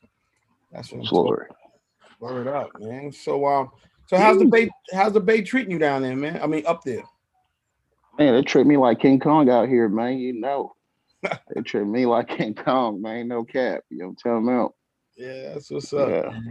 That's what's up. So since your last single, obviously this came out, but what is this a part of a album or EP project? Nah, this is a single right here, man. This is a single. This one's a single. All right. Good stuff. So October 25th, we're snatching up every DJ in the Bay, about 50 to 60 DJs, and putting them on a yacht and doing a listening party. So if anybody is in the Bay Area, October 25th, it's a Monday. We're doing a party, man. You know, we're gonna have drinks, we're gonna have food. We're gonna do it real big with Buddha Mac. Yes, sir. Yes, sir. Dan the man said, "What up?" He'll be there. Yeah, let's go. Yeah, just DM me. I mean, most people on here I see all the time, so just DM me and I'll get you the RSVP.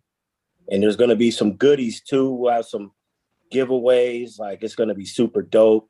The record's already moving. It's a dope record, so it's a no-brainer for us to promote the market and promote the record. I think it's good just to bring like everybody together because everybody's been through so much. Like, you know, I was just saying this the other day to somebody, like, I would love to be able to go to a dope DJ party here in New York. Nobody's doing it, you know, it's just different. So I think it's great that y'all bringing everybody together in the Bay to do that. So I hope everybody who can attends to it, you know. Right. It's good to just see everybody. You know, Yeah. last year, 2 years, it's just been so choppy and different. And it's just a whole, you know, we've been on this crazy wave, man. So that's an awesome thing. I guess we got to shift over to the football questions because at the end of the day, you know, we talking football talk today. Buddha, who's your team, man? Man, I fuck with the Raiders, but you know, since they left the Bay, you know, I fuck with the Cowboys too, though. They dope. Stay with the Raiders, baby. You a Raider. That's Oakland. I am, but you feel me? They left the Bay, man. You know what I'm talking about? I ain't feeling that shit. Can't be switching sides. I'm not feeling that shit, man. He took that one to heart. He's like, oh. I ain't feeling like that, man. For real, I'm not. I'm sorry, man. So, the Raiders been losing for years, man. You know what I'm talking about? We've been behind them niggas. How y'all just gonna abandon us because of a stadium? That don't add up. You feel me? It wasn't their fault though. Personally, they didn't do. I know it's not. But you know, we as fans, man, we taking it to the heart, man. You know what I'm saying? Yeah. It's true. No, I can understand. But I still fuck with the Raiders, though. Don't get me wrong. I'm just, you know, I got a spare team to, you know, rock with. No, I could understand, you know, when people when I got a spare team. Right. Now I could understand when people when they switch cities, it kind of messes up the economy. The money for the people in that city. That's the thing I don't like about when teams leave, because it messes up people's financially. But bruh, come on, they've been in Oakland for years. It's probably an hour flight to Vegas. I'll meet you there. They the Vegas Raiders now. They're not. I'll meet you in Vegas.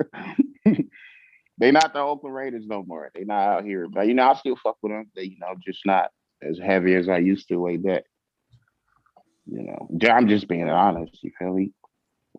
All good, bro. All good. How's your feelings about you know, Golden State sort of doing the same thing?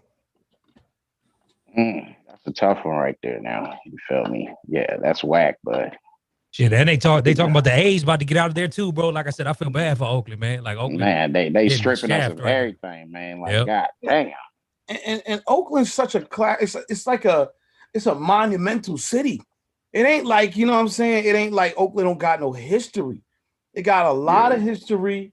They've held down the state of California with championships from the A's, obviously Golden State, Raiders in their heyday. It just seems like everybody's just against it. I don't know what's going on, but that shit crazy. Yeah, I don't know if even there's a solution. But ain't no way to fix this unless they get a new stadium, period. That shit old. So back to football. Who you picking, you know, who you think is going to end up potentially grabbing this shit this year? I honestly can't call that, man. I'm gonna see where your mind at, who you rocking with. I'm gonna keep it real with you. Right now, top of the year, from what I've seen so far, and the people might call me crazy, but the Ravens look good. Yep. The Ravens look good, and the other team I'm gonna call out of the NFC. Again, it's very, very early, but Tampa looks unstoppable too. They look like they got the confidence from last year, and they just continuing to roll. It just and for the record, we beat the Ravens. So yes, sir. No, y'all did. Let them know. Let them know. Hey, look, the Raiders look good too. It's just the Raiders look good like 2 years ago, like that. No, that's our biggest thing is we start the year good. We'll get off in the first 6. Yes. It's that second half of the season we start fucking up.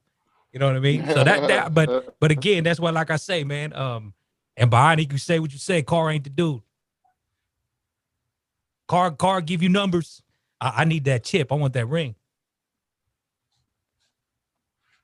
Yeah, man. So yeah, Buddha. It's all good, man. You know, we still love Oakland. But we love that you still making music and doing your thing. Shout out to the Bay Area, man. One of the best music cities I've ever been to in my life. And just sticking together. Definitely would like to be in California for that, man. Because October 25th. Yeah, I feel come on, CL. Come out here. Come on. I might just do that, man. I'll say this too. Yo, BK, is that gonna be pre-birthday bash? We are we gonna have to do that? Are we gonna have to do that? Hey, man, you might have to get on that flight. I might have to come get on that boat. Wait, they got a birthday bash too. Well, no, me and BK's birthday the 31st. I'm the 1st. My birthday's on Halloween, so I'm flying from the Bay to Tulum. Oh shit. You doing hey, let me shout out BK too, man. My guy's back on radio with his alter ego, DJ Billy Nochez, as he's back on Spanish radio. So. Yeah, but I can play hip hop records, so I got a lot of freedom. So, man, it's a blessing. I'm out here, you know, rocking with records like the ones Buddha has. You know, I can get on like it's not a problem. So it's out of San Diego and Tijuana. So you know, it's 107.7 FM. It's called Moss Flow. So I think it's doing real good in San Diego, you know, as far as you know, the ratings and everything. And the good thing about it is, man, they don't have the handcuffs on me. So I'm able to do whatever the fuck I want. Oh, that's lit. Congratulations, bro. Yes, sir. Yeah, Buddha, I didn't even tell you that yet. Buddha. Congrats on that record too, Buddha. Like I fuck with Adrian Marcel and both Raven Justice stuff, man. But that's a super dope look right there. Appreciate. Yeah, I mean, everyone we sent the record to it's been positive. I mean, I just like constructive criticism, you know what I mean? Like all my homies, most of them are the gatekeepers. So it's like, man, I've been getting really good feedback on the record. So we're just gonna keep pushing. He wants to really break out of the Bay Area first, and then we're gonna start there, and then just move our way wherever we have to go. If we have to come see CL in New York, then we gotta come see CL in New York and sway, you know, and do what we do. What's the vibe on KMEL out there, Buddha? The tremendous vibes. I mean, you know, just because I know they iHeart. Are they still kind of showing love to Bay Area artists? Yeah, they do. You know how it is, man. It's a lot of politics in the Bay, but you know, that's just how the Bay's built. Like, you know, ain't no way around that. Raymond, it's just like anywhere else, bro. Just like anywhere else. Like huh? we have to build a story, and then I can walk in the building. You know what I mean? Once I build the story and they see that I don't have donuts across the board and maybe some other cities that are supporting it, that are kind of in the same, you know, music wise, playing the same type of music, you know, that's working in different markets, then I can go and walk in and talk to my brother Big Von and be like, yo, we got to get this record on and get it popping. You know, talk to Rick Lee and say like, hey, let's have a meeting. Like, what do we need to do to get this record popping? Because like one thing I hate being in this business is like, you know, hitting up the homies to play Wack records. Like, that's not it. You know what I'm saying? Like, I want you to play the record because you like it. For sure. And that's not the Tecate Cerveza talking either. Salute, sir. Salute. Salute. But yeah, if anybody wants to come out, October 25th, Bay Area. It's going to be 7 to 10, I believe. And, just hit me up for the info and I'll give it to you. Follow Buddha Mac. It's at Buddha.Mac510. Follow him on Instagram. And then, we got a DJ blast coming out Friday. So everybody will have the record in their email Friday. They'll have the Spotify link on there. And then, of course, there'll be a DJ pack in there as well for the DJs. And if you need any drops, just hit me up. Hell yeah. Hey, I want to say something. This is James Brown in Long Beach, California. Hey, what up, James? What up, Billy Knight? Congratulations on that position you just got at the station and everything. Thank you. But I'm online right now. I'm checking out Buddha Mac's Pull Up, man. That shit right there go too. So I'd like to get that in my hands also. Yeah, whatever you need, just hit me up. Just DM me and I'll get it to you. No problem. Whatever drops you need, just send me the script and we'll get it done. Okay, you got your email in the chat or go to your Instagram? Yeah, just hit me on Instagram and I'll send it to you there. Gotcha. Okay, for sure. Yep. Thank you. You're welcome. CL, did you go to sleep or what? Hey, Raymond, are you taking over or what? No, he got a little issue with his kids. So since we brought up Pull Up, I'm gonna play that video if that's cool. Okay. Yeah, do that. All right, word. Yeah, let me get this set up real quick.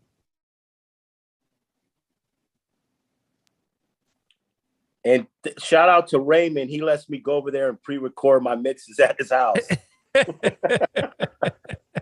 All right, so this is Buddha Mac Pull Up April time this year. Buddha Mac Pull Up. Appreciate you pulling up with us though today, G. Good shit. Yeah, I already know. 100. Appreciate y'all, man, for having me. What are you listening to on the norm, Buddha? Man, I like me some R&B music, believe it or not. I mean, that makes sense why you got Marcel and Raven on your shit, you know what I mean? Yeah, I like some R&B just because, I feel like listening to other rappers will have you sounding like them at some point. Wherever you listen to, you're a product of that person if you listen to them well enough. As a rapper, though, I'm not talking about just as a listener, you know what I'm saying? So based on that, I just stick to the R&B to keep my style original, you know what I mean? Yeah. No, that's good shit. I almost kind of get like Be Legit vibes for real, man. So, but that's kind of dope. You know what I'm saying? So, good shit though, man. Like I said, both of those records is solid. B, you said you got the email blast going out probably Friday. Yeah, I'll have the email blast starting Friday. So, if you don't catch it Friday, it's going to be for a few weeks. Yeah. But yeah, it starts on Friday. Yep. All right. Are y'all going to do a video to that one too, Buddha?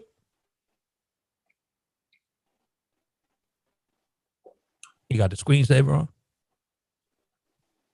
Shit, we might have to shoot it on the yacht. On the yacht. All the DJs. You know what I'm saying? Might have to make nice that move happen. right there. Yeah. Shit. Got every DJ in the Bay Area on the yacht for the video. That's crazy. Rest in peace to the DJ from the Bay that passed away, I think last week. Leslie Perez. Yeah, Leslie Perez, man. Yes, sir. You know what I mean? Rest in peace on that. Sorry I had to step out for a second, man. Dad life is real. That being said, yeah, man, I just wanted to just say that because I'm over here listening, trying to chime in and whatever the case is. But yeah, that was it. I'm passing back to Raymond.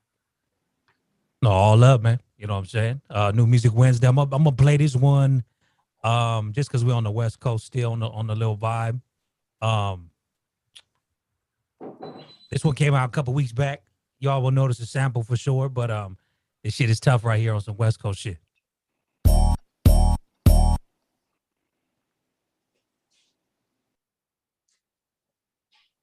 It's muted. Can't hear. Yeah, Raymond, you muted it. That's that came out about a month ago. I don't know if y'all heard that, but Problem had dropped off a little EP, Coffee Break. He got Dom Kennedy on that one too as well. You like you said, can't never go wrong on a West Coast sample. Hey, I got a West Coast record I submitted too, man. You know what I'm saying? Just wait for y'all to run that. Just wait for you to run that. All right, that's on C. I didn't get it. So, you know what I mean? Oh no, I inboxed you what it is. You did? I direct messaged you what it is.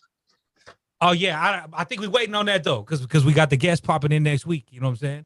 So I think we're waiting on that. Gotcha. Yeah. But that shit is fire though. You know? Yeah, I mean, you know, and it's been out a couple weeks.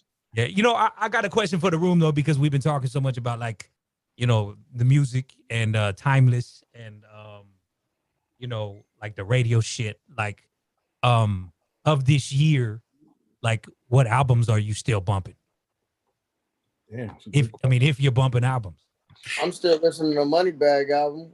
For some reason, I just can't stop that fucking album. No, that shit is hard. I think they said that was the highest selling hip hop album of the year too. Shout out Moneybag. It was just his birthday today. He just turned 30. You know what I'm saying?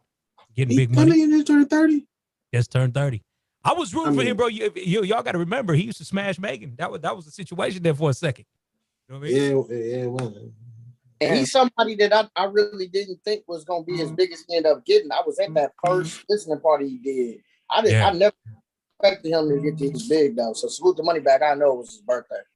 Yeah, and a lot of people don't know he really been putting in work for a minute. I remember with the Core DJs, we did an event with him back in like 2017, and that was in Arizona of all places. So you know, that cat, you know, he been putting the work in. So but yeah, just going back to the question, what y'all still bumping, man?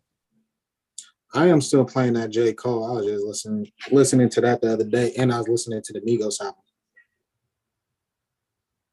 I'm not bumping no albums because, you know, y'all know my situation. I'm listening to everything. So albums. Well, because of Bionic, I won't be able to listen to nothing because of doing this challenge. Hey, balance it out, bro. Balance it out.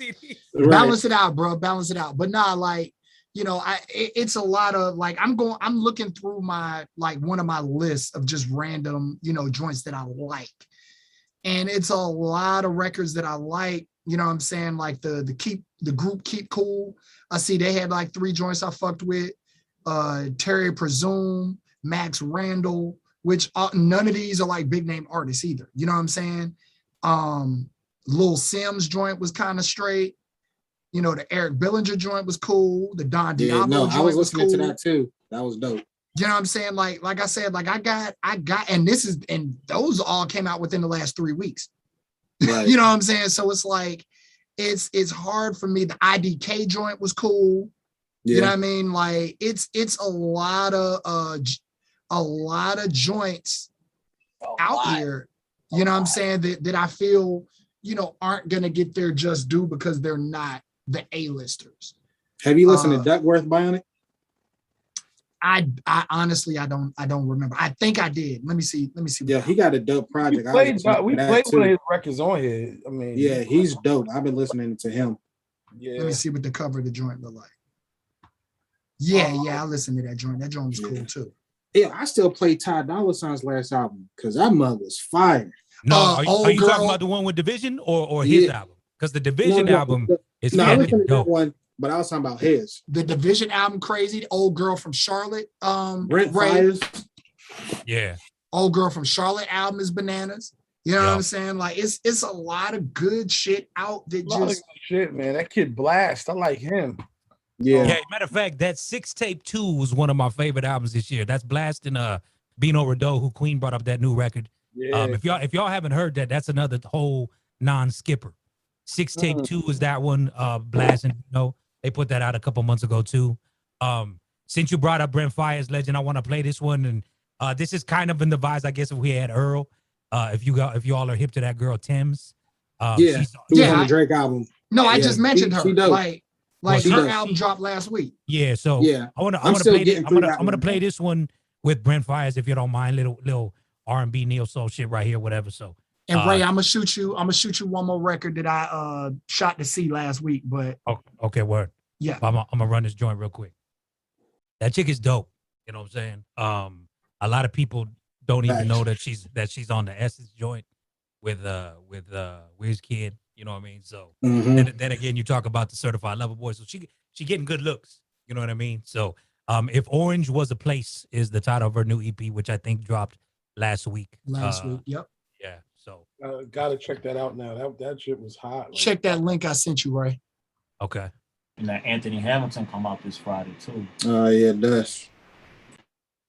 Where do y'all find out about new music releases? Because everywhere. I don't look. Friday for me, it's Friday. Open Spotify and let's go down this list. That's what it is for me. Like now, I do know some cats that subscribe to certain blogs, and they'll have the release roster for the for hip hop or R&B or pop or whatever across the board, and even I think Billboard provides it. But that's generally like the week of. Like, are any of y'all part of email blasts and shit like that though? Like where new records and shit is coming out? You know what I mean? Digiwaxx. I'm a part of a ton of them, and it tells most people tell you singles. Some will tell you the album release, but I wonder if this is a source that could tell you, a schedule that goes out even up to a month. That would, but not like I said, there are some. There are some out there. I just never saved them, registered them, or go to them, religiously. But there are joints like when I hear people talk about certain albums that didn't come across my new music feed, I will go Google it and then I'll see a list of everything that came out. Yeah, I know there's a few blog spots I kind of keep up with that are showing new albums coming out or whatever. But I mean, I get sent so much music on top of, like I said, from the DSP standpoint, we're getting records before, like I said, they get on the radio promo. You know what I mean? So I'm able to playlist them a lot quicker than like before they get. And that's the interesting thing I find about the labels is because I'll get sent a song and get an email like a week later saying impacting radio, and it's like, okay, but the songs. So I don't know if it's a new strategy for labels or not, that they're waiting to see how they do on the DSPs before they decide to impact or what, you know what I mean? But I mean, you got to shout Drake out, man. Like Real Spill. I mean, 2 weeks in a row, #1 album. You talk about every single fucking hit the charts, and he did all this without radio, man. So I mean, it just goes to show that, people could talk that shit about streaming. And listen, I still think traditional radio will always have its place, but some artists are bigger than radio. You know what I mean? And don't necessarily need it. You know what I'm saying? So, I hear Joe coming out with something too on Friday. Fat Joe.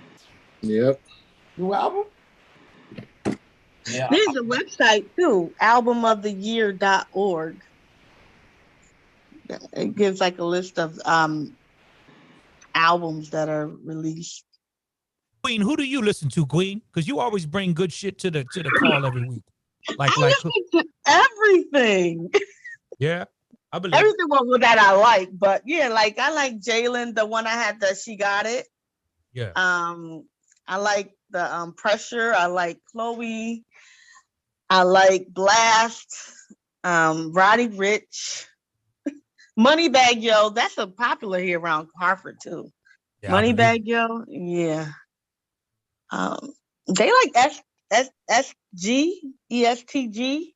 Oh yeah. That cat out of Louisville. That's a talking about out of Louisville. Big right Dog there. Walk. That's something different. I have a Whole Lot of Ice. Big Dog Walk. Yeah. Do you feel like now that we're outside a little bit more, like TikTok is losing its impact a little bit? Yeah, especially when you ain't giving a whole bunch of this credit to the Black creators. So I know there's been that whole stance with a lot of people falling back from it. Because I see like now they talk about incorporating stories into their shit now too, like following the gram and Snapchat and all that shit. But it's weird because I seen a stat the other day and they said more people is watching TikTok than YouTube today. I'm gonna tell you, man. I see TikTok only from my kids and their friends and everything. Like That is their news. That is their everything. Yeah. They do that over watching any TV channel or show, and they do that over any streaming platform or anything. That is where, like, I mean, and when I say kids, I'm saying maybe 15 and younger. You know, my daughter's 13. Some adults that watch that shit. Ain't it like a couple of seconds? Huh? Ain't it like a couple of seconds? Like when you do TikTok? Yeah. Some of the joints go up to a minute and a half, 2 minutes. I think even 3 now. Like the skits are getting longer on there. Yeah, and remember how it was with Instagram? It was the same way. Like you wasn't really able to do long, videos, and then now, of course, you can do whatever. But here's the funny thing about it: the people that want longer videos, like people keep saying, "Yo, they need to make it longer. They need to make it longer." The longer videos get, the more shit kind of people turn away from it. People want the quick click, get in, get out. You feel what I'm saying? Take it in and then you're done. Yeah, so like it's like, yo, 30 seconds is perfect. Like for many people, 30 seconds ain't long enough.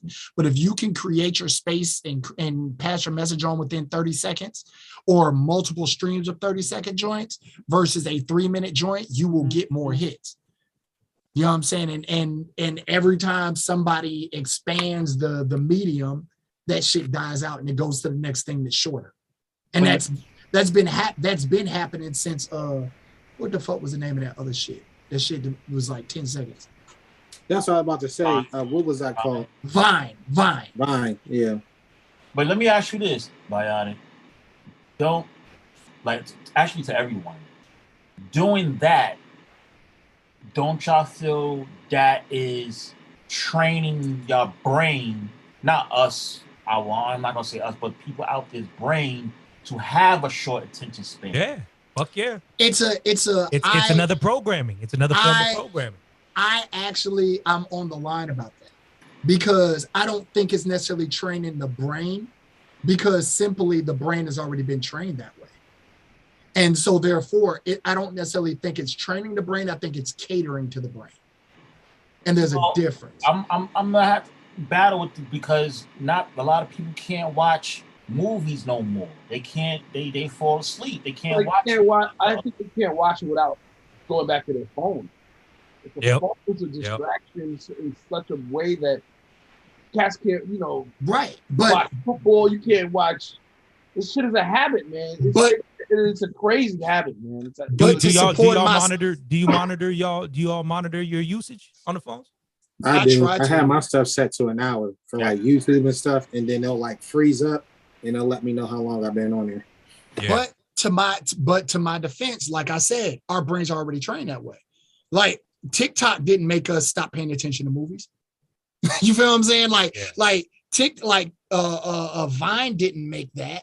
Like it got that way. And you could go back to, I'm not saying this is the real deal, but you can go back to Cartoon Network when Cartoon Network started doing the 15-minute shows. Yep. You know what I'm saying? And when them and the popularity of those 15-minute shows, that may have been the innovator right there, to be right. Real. Like those 12-minute quick hit shows that gained so much popularity, and then so many other things started shortening. Now, granted, it's weird. It's so fucking weird because now all our movies are longer than they've ever been. All of them as a collective whole. Does everyone watch TikTok? I don't go on TikTok like that. No. Everybody doesn't do it. I mean, it doesn't mean that I don't like it. I just short videos. You have to want to consume that. Yeah. But and the thing about it is it's like we could say on one side things are getting shorter, but on the other side, like the average TV shows now are 45-minute, hour-long TV shows, not the 30-minute sitcoms that we grew up watching. Yeah, like the seasons, how they drop the seasons of that. Yeah, like right. Cosby Show, Different World, all that stuff that we grew up watching. Even all that stuff, those were 22-minute TV shows that took up a 30-minute time slot. Yeah, if you talk about the commercial. Now, Grey's Anatomy and Game of Thrones and all other shit. These are 45-minute, hour-long shows. So, and then, like I said, our movies back in the day, movies would be 80 to 90 minutes. Now movies are fucking 200 minutes. 2 hours, 3 hours. 2 hours, 2.5 hours. So it's like it's a balancing act. Like you can't say, oh, we're losing attention span because there's so many other mediums that are going bigger. I think it definitely depends, because that's what you're really saying. It definitely depends on what it is. I think Marvel was toying with the idea of having a 4-hour movie. You know what I'm saying? So DC did it. If you're in, they damn sure did it. They did what, 3.5? And it was sweet. It was better than the original Justice League, the other one that they came out with. Yeah, it's there's a lot of science that goes into our attention. I remember watching that. There was a documentary on Netflix about that. Our attention is so much money. It's valuable. People are. Depends on the individual. What I think it is again, the what. I think when it comes down to giving a actual real true story, we want as much as possible to flesh out all the details. When it comes down to a quick hit of something entertaining, something like that, we want it short, quick, and to the point. You know what I'm saying? Like when it's a joke, we want a joke to be told real quick. But when it's a story, hey, give me all the details. And then what happened? What they say? Da da da. And I feel like that's how TV and movies go versus your TikToks and your, you know what I'm saying, your Instagram stories, shit like that. So all of this is a great segue since you sent me that link, Bionic. So we're gonna get into this joint right here, which comes from the Marvel Studios Shang-Chi movie, Legend of the Ten And that Rings. movie was sweet. I watched it. What? I heard it was 2 times. Yes, it was. I heard that movie was better than I thought. It was. Did you watch both endings at the end? Wait, hold on. They give you 2 endings? No spoilers. No, he's talking about the post credit. I gotta say, the mid credit real quick. No, ain't no spoilers, but mid credit, post credit. That's what he's talking about. Yeah. I watched it all, man. And I'm gonna tell y'all like this: from somebody that watches kung fu flicks. Me too. I was highly impressed by that movie. Yeah, highly impressed. Hey, Donnie Yen said he was impressed. He was like, "Yo, y'all represented like Asian martial arts in a good way." He's like, "I'm glad that Marvel, you know what I'm saying, just really took their time with that instead of just basically putting out some BS." They did it right. That's what Marvel does. And Michelle, what's her name? Michelle Yeoh. She was in it, and she's been around since she's phenomenal. 80s. Like she's been with Jackie Chan and Jet Li and Donnie Yen and all them since she was probably like 18. Yeah. All right, word. So I'm gonna get into this joint. Okay, I'm gonna sound like Bionic, and I don't want to.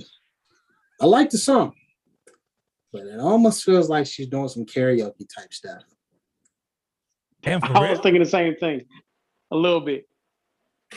The song's dope. I'm not taking it, but it feels like she's doing karaoke. Like, is that because the video only, or what? No, it don't feel like. Because she's Asian. That's what you're saying. That's really what it. That's part of it. So that's a little racist. But hold on. No. Hold on, y'all. Speaking of what you just said, the girl Aquafina who's in the movie, she just got blasted for that because they're saying she's always doing like this black accent, and they've been interviewing her about that. Like, what's that about? She's been stuttering, trying to like answer the question. But she's always been like that, though. I was gonna say this. I know. I grew up with Asian people in New York they just grew up with us. It is what it is. Like I'm not taking away for that, but I'm saying there's the culture. Then once you become a celebrity, people get more sensitive on stuff. But here's the other side of who you are. That's just who you are. Like that's it. But here's the other side of that too. So like not Nikki, that's the name of the artist, not her in particular, because she's Indonesian. But like motherfuckers don't listen to K-pop. Like you don't listen to K-pop or K-R&B because everybody listens to that one little group. Them motherfuckers go hard and sound like she's more funk, but like a lot of that K-R&B shit, bruh, them motherfuckers go in. Yeah, like was it 88 Rising or whatever? Rising Cats? Yeah. And that one little group though, they can put them out. They can put K-pop on the map like that. Everybody been talking about them. You know what little boy group I'm talking about? The BTS? BTS. Yeah. They're the ones that can put them out nationally out there like that. But what I'm saying is I'm not taking anything away from what you said, Legend, because that's how you feel. but that also goes into the medium of when we were talking about Kanye album and how I said that's a reflection on the people that listen to that shit that's a reflection of the people and what they don't listen to because they can't have really listened to real gospel music. If you listen to the K-pop and you listen to the K-R&B shit, like I'll send you some shit, bro. Where you'll be like, okay, I get it now. Like this, they jam.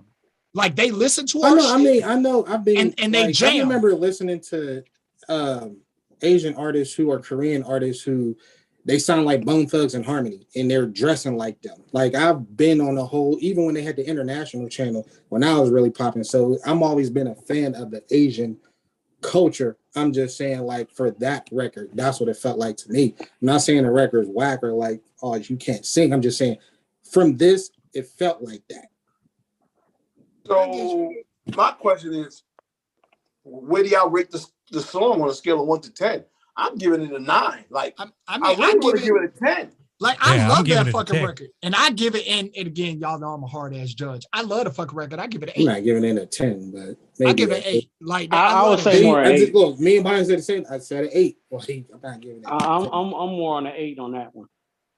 So question out the chat is H Mart an Asian market out there in NY? Yes. Okay, word. I was curious about because we got what they call Seafood City out this way. You know what I'm saying? And that's you walk in that motherfucker, you gonna leave reeking like fish. You know what I'm saying? God. Oh shit. Yo, that's fucking crazy. Yo, did we play anything off the Common album last week? No, we didn't. No. Well, I don't even think we played the freestyle, the 8-minute freestyle. No, we played the whole thing. We played something from Common album the week before. I sent something off his album last week to CL. Yeah, I had sent some joints. So yeah, we had played some stuff before the album dropped. If it's cool, then I'm gonna run one because so Beautiful Revolution Part 2 is what he just dropped this past Friday. This album's hard, man. This album was Raymond. good. Yeah. Raymond, did you like the Anderson .Paak record from the movie, from the soundtrack? What was that one again? Because it was him in Common, right? CL played that shit a couple weeks ago. Yeah, they played it right after the movie, like as soon as the credits start coming on. I was like, that's a dope record. Yeah, CL that was from the Shanghai thing, the Shang-Chi or whatever? Yeah, that was from the soundtrack. Word. Yeah, CL played that a couple weeks ago. Well, I'm gonna play one off Commons here. This one was dope, and I forgot the girl's name on this. I'll find out for you right now. But here we go. Common with PJ out of North Carolina for you right there, Bionic. Like I said, bro, like I didn't know PJ was from North Carolina. I hadn't really heard too much about her. I ran across her album Rare a few years ago and was trying to put everybody and their mama onto that motherfucker because that shit fire as hell. But I did not know she was from North Carolina, and I don't know anybody around here that speaks about her or to her or anything of that nature, which again doesn't surprise me because this area sucks. So, you know, it is what it is. Well, I'm wondering if she's out on the West now. You know what I mean? Because there's a couple artists that like I've seen from the South that are now out in LA. You know what I mean? I mean, she's been doing so much stuff and writing for so many people. There's no doubt in my mind she dipped and didn't look back. She's an absolutely incredible artist. Yes, sir. That we had the pleasure of working with. So talented. She's signed. I don't know now. At the time, she was signed to Atlantic, and this is going on 4 or 5 years ago. So I could just imagine where her level of artistry is at now. But that was a seamless integration into that track. I mean, seamless, and she got that shit. Like she is. I'd love to know what the heck's going on with her now. And she was living in LA, even though she's from North Carolina. What the fuck? Hold on, man. Melvin Van Peebles just passed. What? Melvin, the father, not the son. The director? The actor? Yeah, the father though. Don't think his son. Don't think Mario. No. Mario. Yeah, he was older though, but he's a legend, man. Yeah, he was 89. He was 89. Hey, how long y'all really want to live till?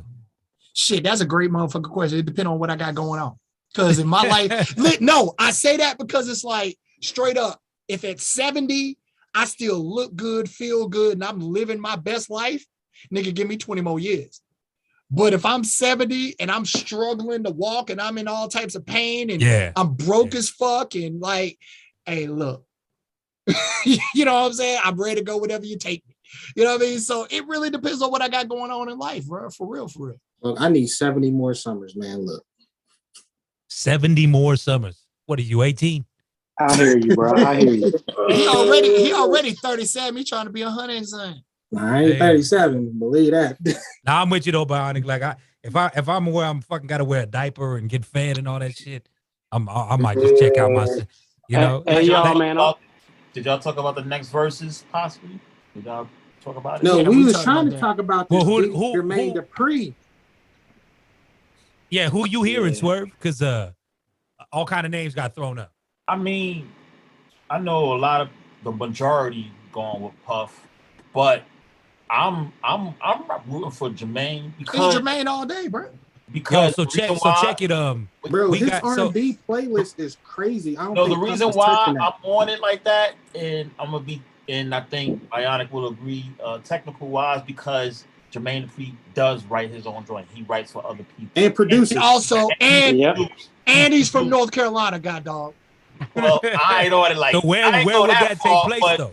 Where would it take place?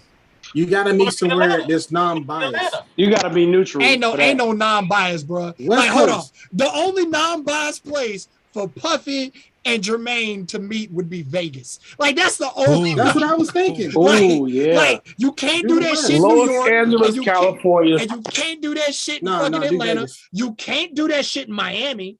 Because niggas forget So Def Bass All Stars Volume 1 and 2, so you can't do that shit in Miami. No, I think Vegas is good. I say Vegas. Vegas is good. How about Jermaine and Dr. Dre? How you think Puffy would feel about that one? Because what Diddy was trying to do with Dr. Dre is he's trying to do them rap records.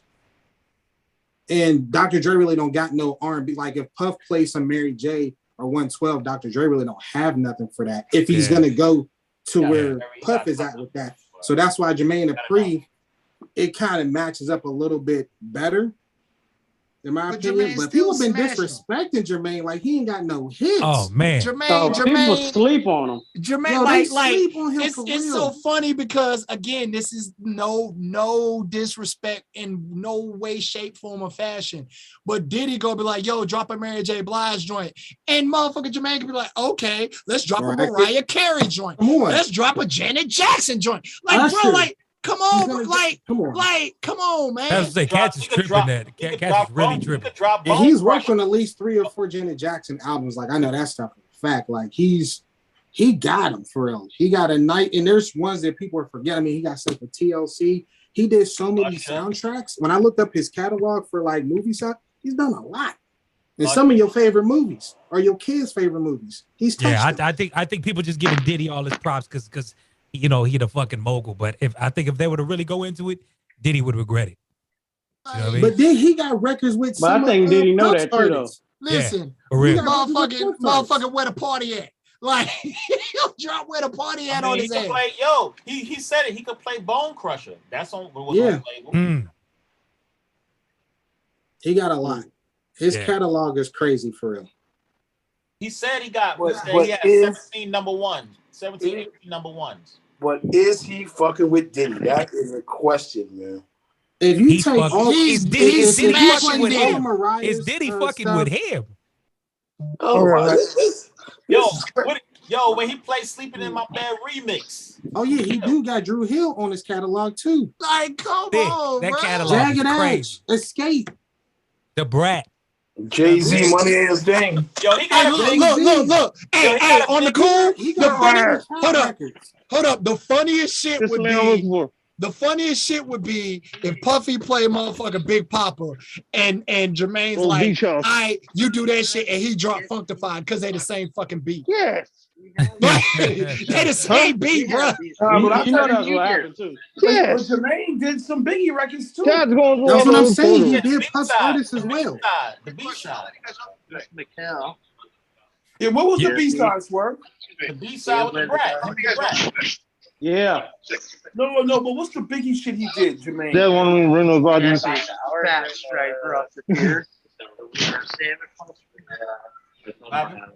Old blue truck, the beach house. Yeah. Awesome. I get the happiest. But yeah, Somebody got to mute their phone. my dad. Is that Stan?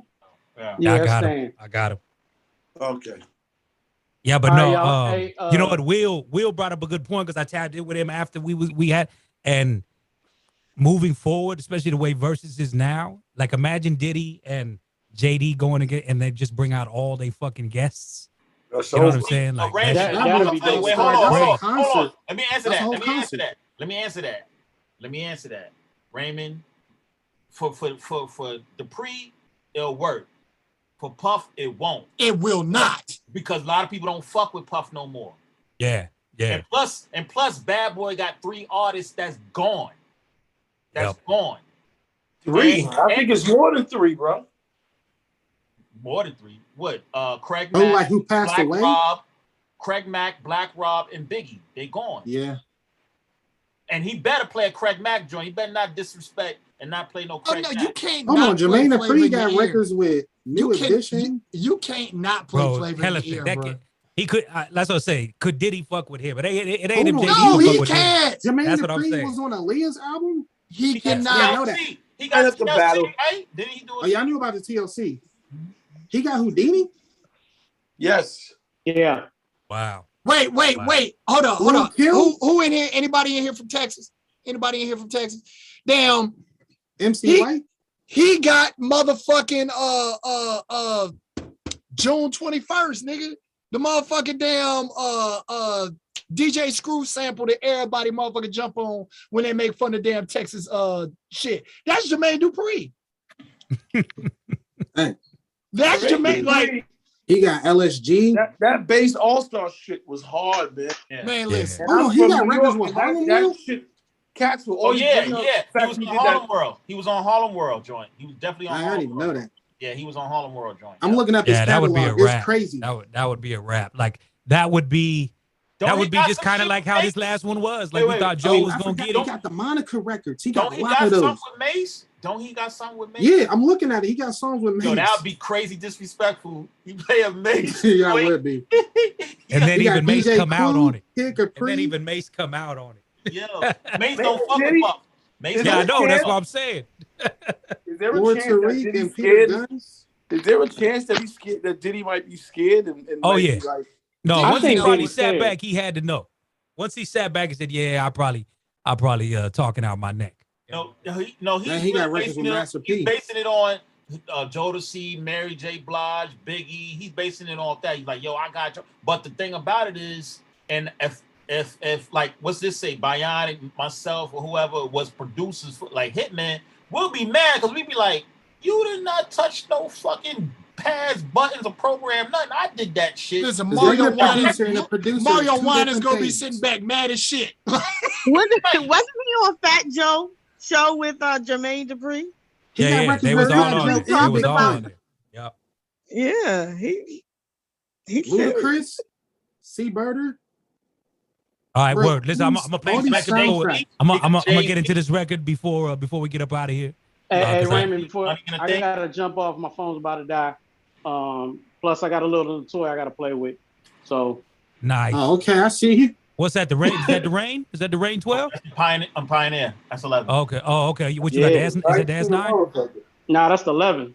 Oh, nice. Yeah, so I'm about to play with that and get this battery off 8%. So I'll holler at y'all later. Boogie, when you had that? Last week? Nah, I just got it today. Oh. Like literally, as we were talking, as y'all been on, I've been unpacking it. Oh, that's fun. You sound about like me. I just got my PS5 yesterday. What's the main differences, Boog, in the 11 and the 9? Well, that got a screen on it. A lot. Oh, it got the waveforms on it? Yeah. Well, not just the fact of the waveform. All I'm gonna say, man, is do your research on this S11. It took me a minute to decide do I want to get this or the S11 or the Rain, and I had to think about my DJ style and the way I DJ. The S11 just fit perfectly. Word. Yeah. So all I can say is do your research on it. Yeah, because I mean I got the 9. You know, I've been upgrade. Trust me. Yes. Okay. Shit. Yo, Boogie, I was out there this past weekend. By the way, I was in VA. Oh, I'm gonna ask you about that Swerve. How was that game? Oh, you know, I was tight. I mean, I know the outcome. I was tight. You know, I was tight because I was already celebrating. Like, and then he missed the field goal. Then somebody did the bullshit. I said he gonna get the second one. He gonna get the second one. Sure enough, he did. Man, the Washington people, they was like, "Get the fuck out of here!" Because I had my Giants hat on, shirt, had my hoodie. I just stay quiet. I just like fuck it. Yeah. We'll see you in January. Defense lost that game for us, bro. Defense lost that game. Not that catch. Yes, sir. But I'm gonna holler at y'all later, man. I'll see y'all next week. All right, keep spinning and winning, book. All right. Peace. All right, I'm gonna play this joint, C, the one that got sent from Legend, and so check it out. Make sure to rewire your sound too if you need to. Word. I think I got it right though. Yeah, my diamonds light up, something like a city though. Baby, we gon' lay up right after I pick and roll. My diamonds dancing, just like Diddy though. You don't have to wait for it, baby, here it go. Ooh, you fancy, ain't it? You in my backseat, baby. You laughed after we smashed, little baby. I make you smile when you mad, little baby. See, I'm that nigga that you always wanted. She dated ball players, but they never caught it. Finally done got a real nigga on your roster. She like the way it feels early in the morning. Yeah. That kitty fine, she no. Something like water when she flow. She ain't about to leave, no. She tell me that she always need more. Yeah, I could turn a sedan into a coupe. Ooh. Top missing, girl, we don't need a roof. Ooh. That Louis fits you fine, baby. Yeah, if not for Tom Balenciaga, baby. Yeah, either Dior or Gucci slides, baby. Like T.I., you can have whatever you like, baby. Yeah, love it when you get up on top, baby. Let me know if and when you gon' slide later. Yeah, my diamonds light up, something like a city though. Baby, we gon' lay up right after I pick and roll. My diamonds dancing, just like Diddy though. You don't have to wait for it, baby, here it go. Ooh, you fancy, ain't it? You in my backseat, baby. You laughed after we smashed, little baby. I make you smile when you mad, little baby. Yeah, and I gotta let my niggas know. L to the R when I walk in, baby, it's a show. Yeah, I put on for my nigga Rose. Got no worries at all when I'm with my folks. Yeah, girl, as long as you rollin' this on me. Yeah, it ain't trickin' if you gon' give me a treat. Yeah, when I fuck you call me a puzzle piece. Yeah. Baby girl, you know that I love it when you throw it back. If it's alright, we'll fuck all night. I'm high, she's like, so am I. Then we fuck until we see the light, yeah. I know you know that pussy fire, yeah. I'm thinking we should take our time, yeah. That thing you got should be a crime, yeah. My diamonds light up, something like a city though. Baby, we gon' lay up right after I pick and roll. My diamonds dancing, just like Diddy though. You don't have to wait for it, baby, here it go. Ooh, you fancy, ain't it? You in my backseat, baby. You laughed after we smashed, little baby. I make you smile when Who's that artist, y'all? See? His name's Lee Renee. Oh, that's Lee Renee. Okay, where? Yeah. We working with him a little bit closer. So we've been jamming on records and wanted to share that. So to get everybody's opinion on that. Just everybody out here, is trying to start putting some music out and getting fun with it again. What, you taking a shower, G? I'm taking a shower, man. I ain't gonna lie. I gotta take my daughter somewhere. My whole day was thrown off today. So I'm doing shit a little unconventional. But hey, that's hey, it don't matter as long as this camera's off. It don't even matter. That's all that matters. Yeah, that's what I love. Hey, Clubhouse. Shout out to Clubhouse, man. Yo, Raven picked that shit up quick. You like, you take a shot. Hey, I at least would have thought he was washing dishes. Confused. I was like, yo, you washing dishes. That's what I thought he was washing dishes. Ain't no future in my front, man. Ain't no future in my front. But damn, man, I wanted to hear there were like two more records that I wanted to hear. I wanted to hear that other J. Cole song that I didn't hear that shit. I guess the new joint that Swerve had sent me. Why am I picturing C with like a shower cap on and shit? What, a rubber I'm going back on mute, man. He got the back scrubber. He got the loofah. Hey, is that a new Lee Renee Legend? Yeah, that is. Okay, I think that's dope. I just thought it was funny after the Diddy and JD conversation we was having that we get the Diddy reference in there. Right. Had Diddy up there, doing his dance in the background. Yeah. No, after seeing that dude perform, man, he's dope. He's dope. You know what I mean? So, yeah. Look forward to seeing more. He's been stepping it up with that. He definitely got he's been working with, some people. So, yeah. Oh. Hey, but you killed it though. I'm gonna tell y'all this. That night when I seen Raymond like in action, I said, "Yo, I knew Raymond was good, but I didn't know he is this good." Because you DJ for like what, maybe 4 or 5 different artists, maybe more than that. Yo, but the thing is, the way how he's DJing, you thought that, oh, he must be their DJ, because you was even like getting the crowd in there and stuff, like the way how you was engaging and stuff. And with you meeting some of those artists for the first time, you just knew how to control the room. You know what I'm saying? So I definitely got to give you kudos, give you praise on that. Like, yo, Raymond T's a real DJ, like real. Yo, Raymond, I see you had Pony on your show. Yeah. Had Pony here not too long ago too. That was a blessing. You know what I'm saying? So I love Pony, man. Yeah. Hey, don't be doing nothing in the shower thinking about Pony over there. Oh, this guy. Come on. Yo, y'all crazy, man. Hey, I had one question I just want to ask everybody before we get off of here. Being that Ben Simmons is trying to, get out of Philly, what city do you think he should go to? Man, I don't want him coming to LA. We are stacked 35 and up. You know what I'm saying? So yeah, y'all are packed. Well, anyway, that was my question. We can see what happens with this kid, but I think I don't think he's going back to Philly, y'all. I know Doc Rivers trying to convince him to stay, but if he talking about he want out, man, that's gonna create it's gonna be funk right there in Philly if he ends up staying, or he's gonna sit out the year or whatever. You know what I mean? Did y'all play that new Freeway joint? No, we could do that. Speaking of Philly, I'm trying to get him on here too in next week or whatever. I'm see what his schedule looks like. He's doing a lot of moving around. I'm trying to get him up on it. But he said, didn't you work with Freeway? Yeah, he came to the crib a few years back. What's the name of it, Swerve? More freedom. More freedom. It's actually on a site as well. Okay. Does he have his voice back is what I want to know, because the last record I heard him on, he didn't sound like himself. Nah, he sounded like Freeway. Plus, he was in Queens in August. Him and Beanie Siegel performed out here in Queens. Okay. Because I said, seen him link it with Kiss too. Last record I heard, he didn't sound like himself, and he wasn't using his traditional rhyme scheme. Like, I'm like, damn, that's what made Freeway that nigga to me. Like, the fact that he hit niggas with that oddball rhyme scheme, that shit was just insane. Nah, this new one, he got more freedom. Got sample joining there. Sounds like old Freeway. Yeah, this is crazy. I'm about to run this shit right now. This is you gonna trip on the sample, Bionic. Yeah, right there. You know what I mean, I would have never thought to flip fucking Janis Joplin. Why? You could flip any damn like I got some shit in the archives, bro, that like, I don't pitch to regular motherfuckers because I know if I do it'll get jacked. I've already been jacked 3 times in my career on some bullshit. I ain't trying to have it happen again. Yeah. But if I know for a fact I'm sitting in a room with a nigga and it's like, look, I got some flips. I got some ignorant ass flips, bro.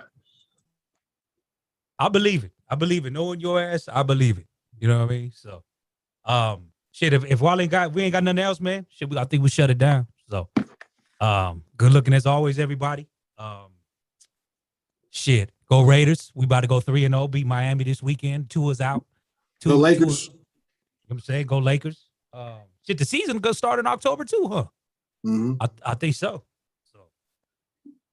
Who the Giants got, Swerve? This week. Somebody just go beat their ass. You stupid. Hey, we got Cincinnati. You're probably right.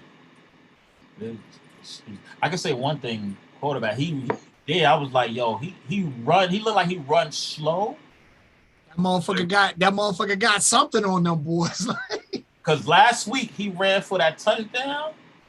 Yeah. And I'm looking at the big screen in the stadium, but it looked like he running like and it's like they couldn't catch him. And he went and got I said, yo. So another joke that somebody said, and I don't have kids, but maybe y'all with kids can laugh at this. They say Kyler Murray run like a toddler. Yeah, no. Well, it's just because he's so small. Right. You know what I mean? He just got them, you know what I mean? The fucking legs just go. They say Kyler Murray run like a toddler that took something. Yeah. Nah, straight up. But hey, you can't. Hey, that's my fantasy quarterback, bro. Yeah. Like, no, if he was Lamar Jackson's height, they'd be crazy.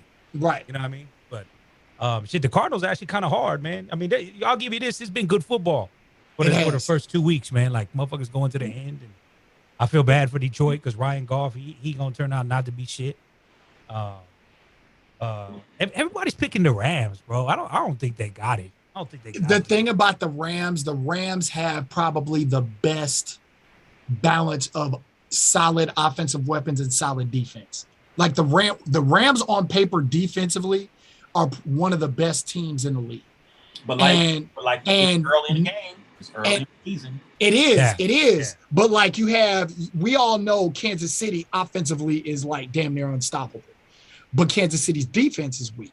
You feel what I'm saying? Yeah, like we know the Ravens offensively, once they get to clicking, they'll be good. We know Tampa Bay is balanced too, but Tampa Bay's defense is not as strong as the Rams defense.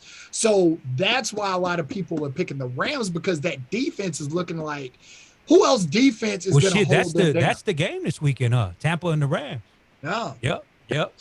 Oh, that's so nice. I'm not jumping on that Rams bandwagon because fuck the Rams, but I understand it. Like defensively, if their offense fucks up, for a game, their defense can keep them in the game. You can't say that for too many other teams in the league right now. And even with us, the Raiders, our defense is actually stepping up for like the first time ever. Man, this is the first time I can remember us having a secondary, bro. Bruh, first time since our fucking Super Bowl run. Man, you know what I mean? That's what I've been tripping. I was like, fuck, we got a secondary? Like, I can't wait to have this conversation in January. And we can stop the run right now. Like, we ain't never been able to stop the run. As of right now, we've been able to stop the run, too. Yeah, I'm talking all this shit, boy. No, January. Look, niggas like, say they hold too, talking about, like Raymond said earlier, this all either we start out cold and we end up hot, or we start out hot and we end up cold. Yeah, that's what I'm saying. Second half of the season. Stay consistent, bro. So if we starting out hot right now, oh gosh, like I'm a realist, bro.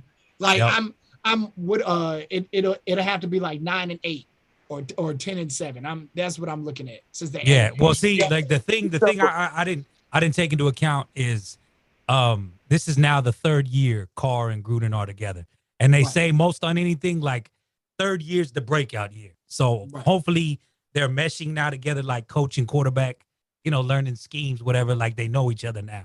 So I'm crossing my fingers that's the case. Like I said, I heard that shit the other day, and that because, watching the Raiders play the Ravens, it's like Lamar's a playmaker, yo. Like he makes shit happen. And Carr, it's like it has to be there or it doesn't happen.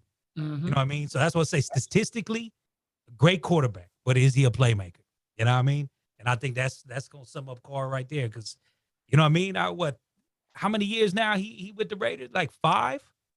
You know what I mean? Like the time scale on him coming close. You know what I mean? So one more quick thing before y'all leave. Anybody keeping up or watching the Wu Joint series? Yeah. Which one? I'm on it. Wu-Tang. Oh, I gotta catch up on it, man. I'm on the second episode. I gotta really catch up too. I gotta catch up. Tonight is the 5th. I'm more caught up. So tonight will be 5th. Today is the 5th. I'm sorry. Today is the 5th. So are they doing the same thing where it's because it's only on Hulu, right? Right. Okay, but so they haven't released the whole season. They're doing it week to week. Yes. Mm-hmm. Okay. The first week they had 1, 2, and 3. So they put 3 out in the first week. Last week was the second week, so that was 4, and today will be number 5. Yeah, because I tripped out on like Godfather of Harlem. Like I was keeping up with that, and then it just stopped. You know what I mean? Like, so I think they went 10 episodes and stopped, but it didn't feel like the season finale though. You know what I mean? Like I don't know, something delayed. Talking about season 2 or season 1? No, season 2. Yeah. I gotta catch up on that shit too. I've been sort of out the loop, man.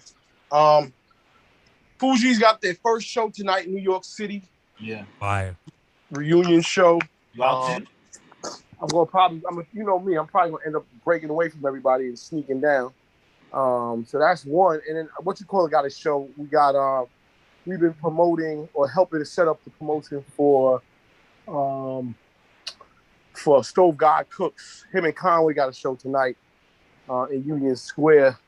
So I got to go to that show at 8:00. So this New York, starting to get his shit back. We've been moving a little bit different. Did you see that email show sent you about Smash Studios? Yeah, I did. And I called them too. I'll tell you, they weren't that bad. The rates weren't that bad, man. But the problem is somebody booked out their big room for like the rest of the year. Oh, damn. Well, I told DWI, so he got the spot in Brooklyn. I told that's another the space is anywhere from 60 to 75, close to 100. All right. So I today actually. All right, so we can talk about that offline for sure. For sure. Yeah, man. I guess we're gonna wrap it up, Raven. Oh, word. All right, well, bless up everybody. Stay safe. If you out there moving around, wear your mask, do what you got to do. You know what I'm saying? My son is now officially COVID negative, so that's a good thing.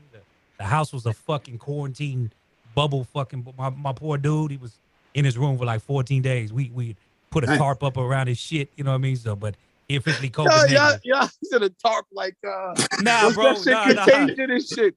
No, bro. I'm for real. He was for real bubble boy. I went and bought that for a mini fridge, and I was like, just stay your ass in here. And he's like, yo, for 14 days, you ain't mine. All right? Yeah. You belong to the streets. He belonged to his sheets. That was about it. You know what I'm saying? Gotta do what you gotta do, man, for these kids. Yeah, man. nah, like I said, I got him the mini fridge. I got him the 2K, mini fridge, the new bedpan. 2K, the 2K22. Was like, open the window to empty that shit. Yeah, right. Yeah. That's funny. Has anybody caught COVID twice? Just do you know anybody that has caught COVID twice? Just a quick question. Yeah. I know somebody caught it 5 times. 5 times? Yeah. At what point do you sit your ass in the fucking house? Well, she said, look, this is the crazy part. She's 75. Nah, man, you can't catch COVID 5 times. Okay. So what does a 75-year-old like that doing in the streets? Hold on. Let me go back to what we was talking about earlier. Let me tell you. Hold on, Legend. Hold on. To go back to what we was talking about earlier, how long do you want to live? Listen. 75 is like, no. What you talking about? No, this is the thing. It's one of my part-time jobs dealing with the mentally disabled. And so she's in a home with like 4 or 5 other people. So I'm assuming whoever was coming in, one of the caretakers, they had it and she just kept catching it. But then after the 5th time, her body built up an immune system where she can't catch it no more. Wow. I'm surprised she didn't go after the 2nd or 3rd time. I was like, she about to live to be 137 years old. She was pissed too. She said, how do I keep catching this? She said, y'all dirty niggas.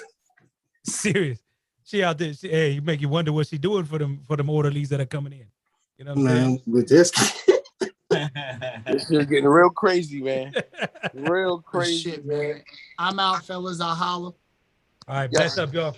Same. Peace, y'all. Peace. All right, then be safe, be blessed.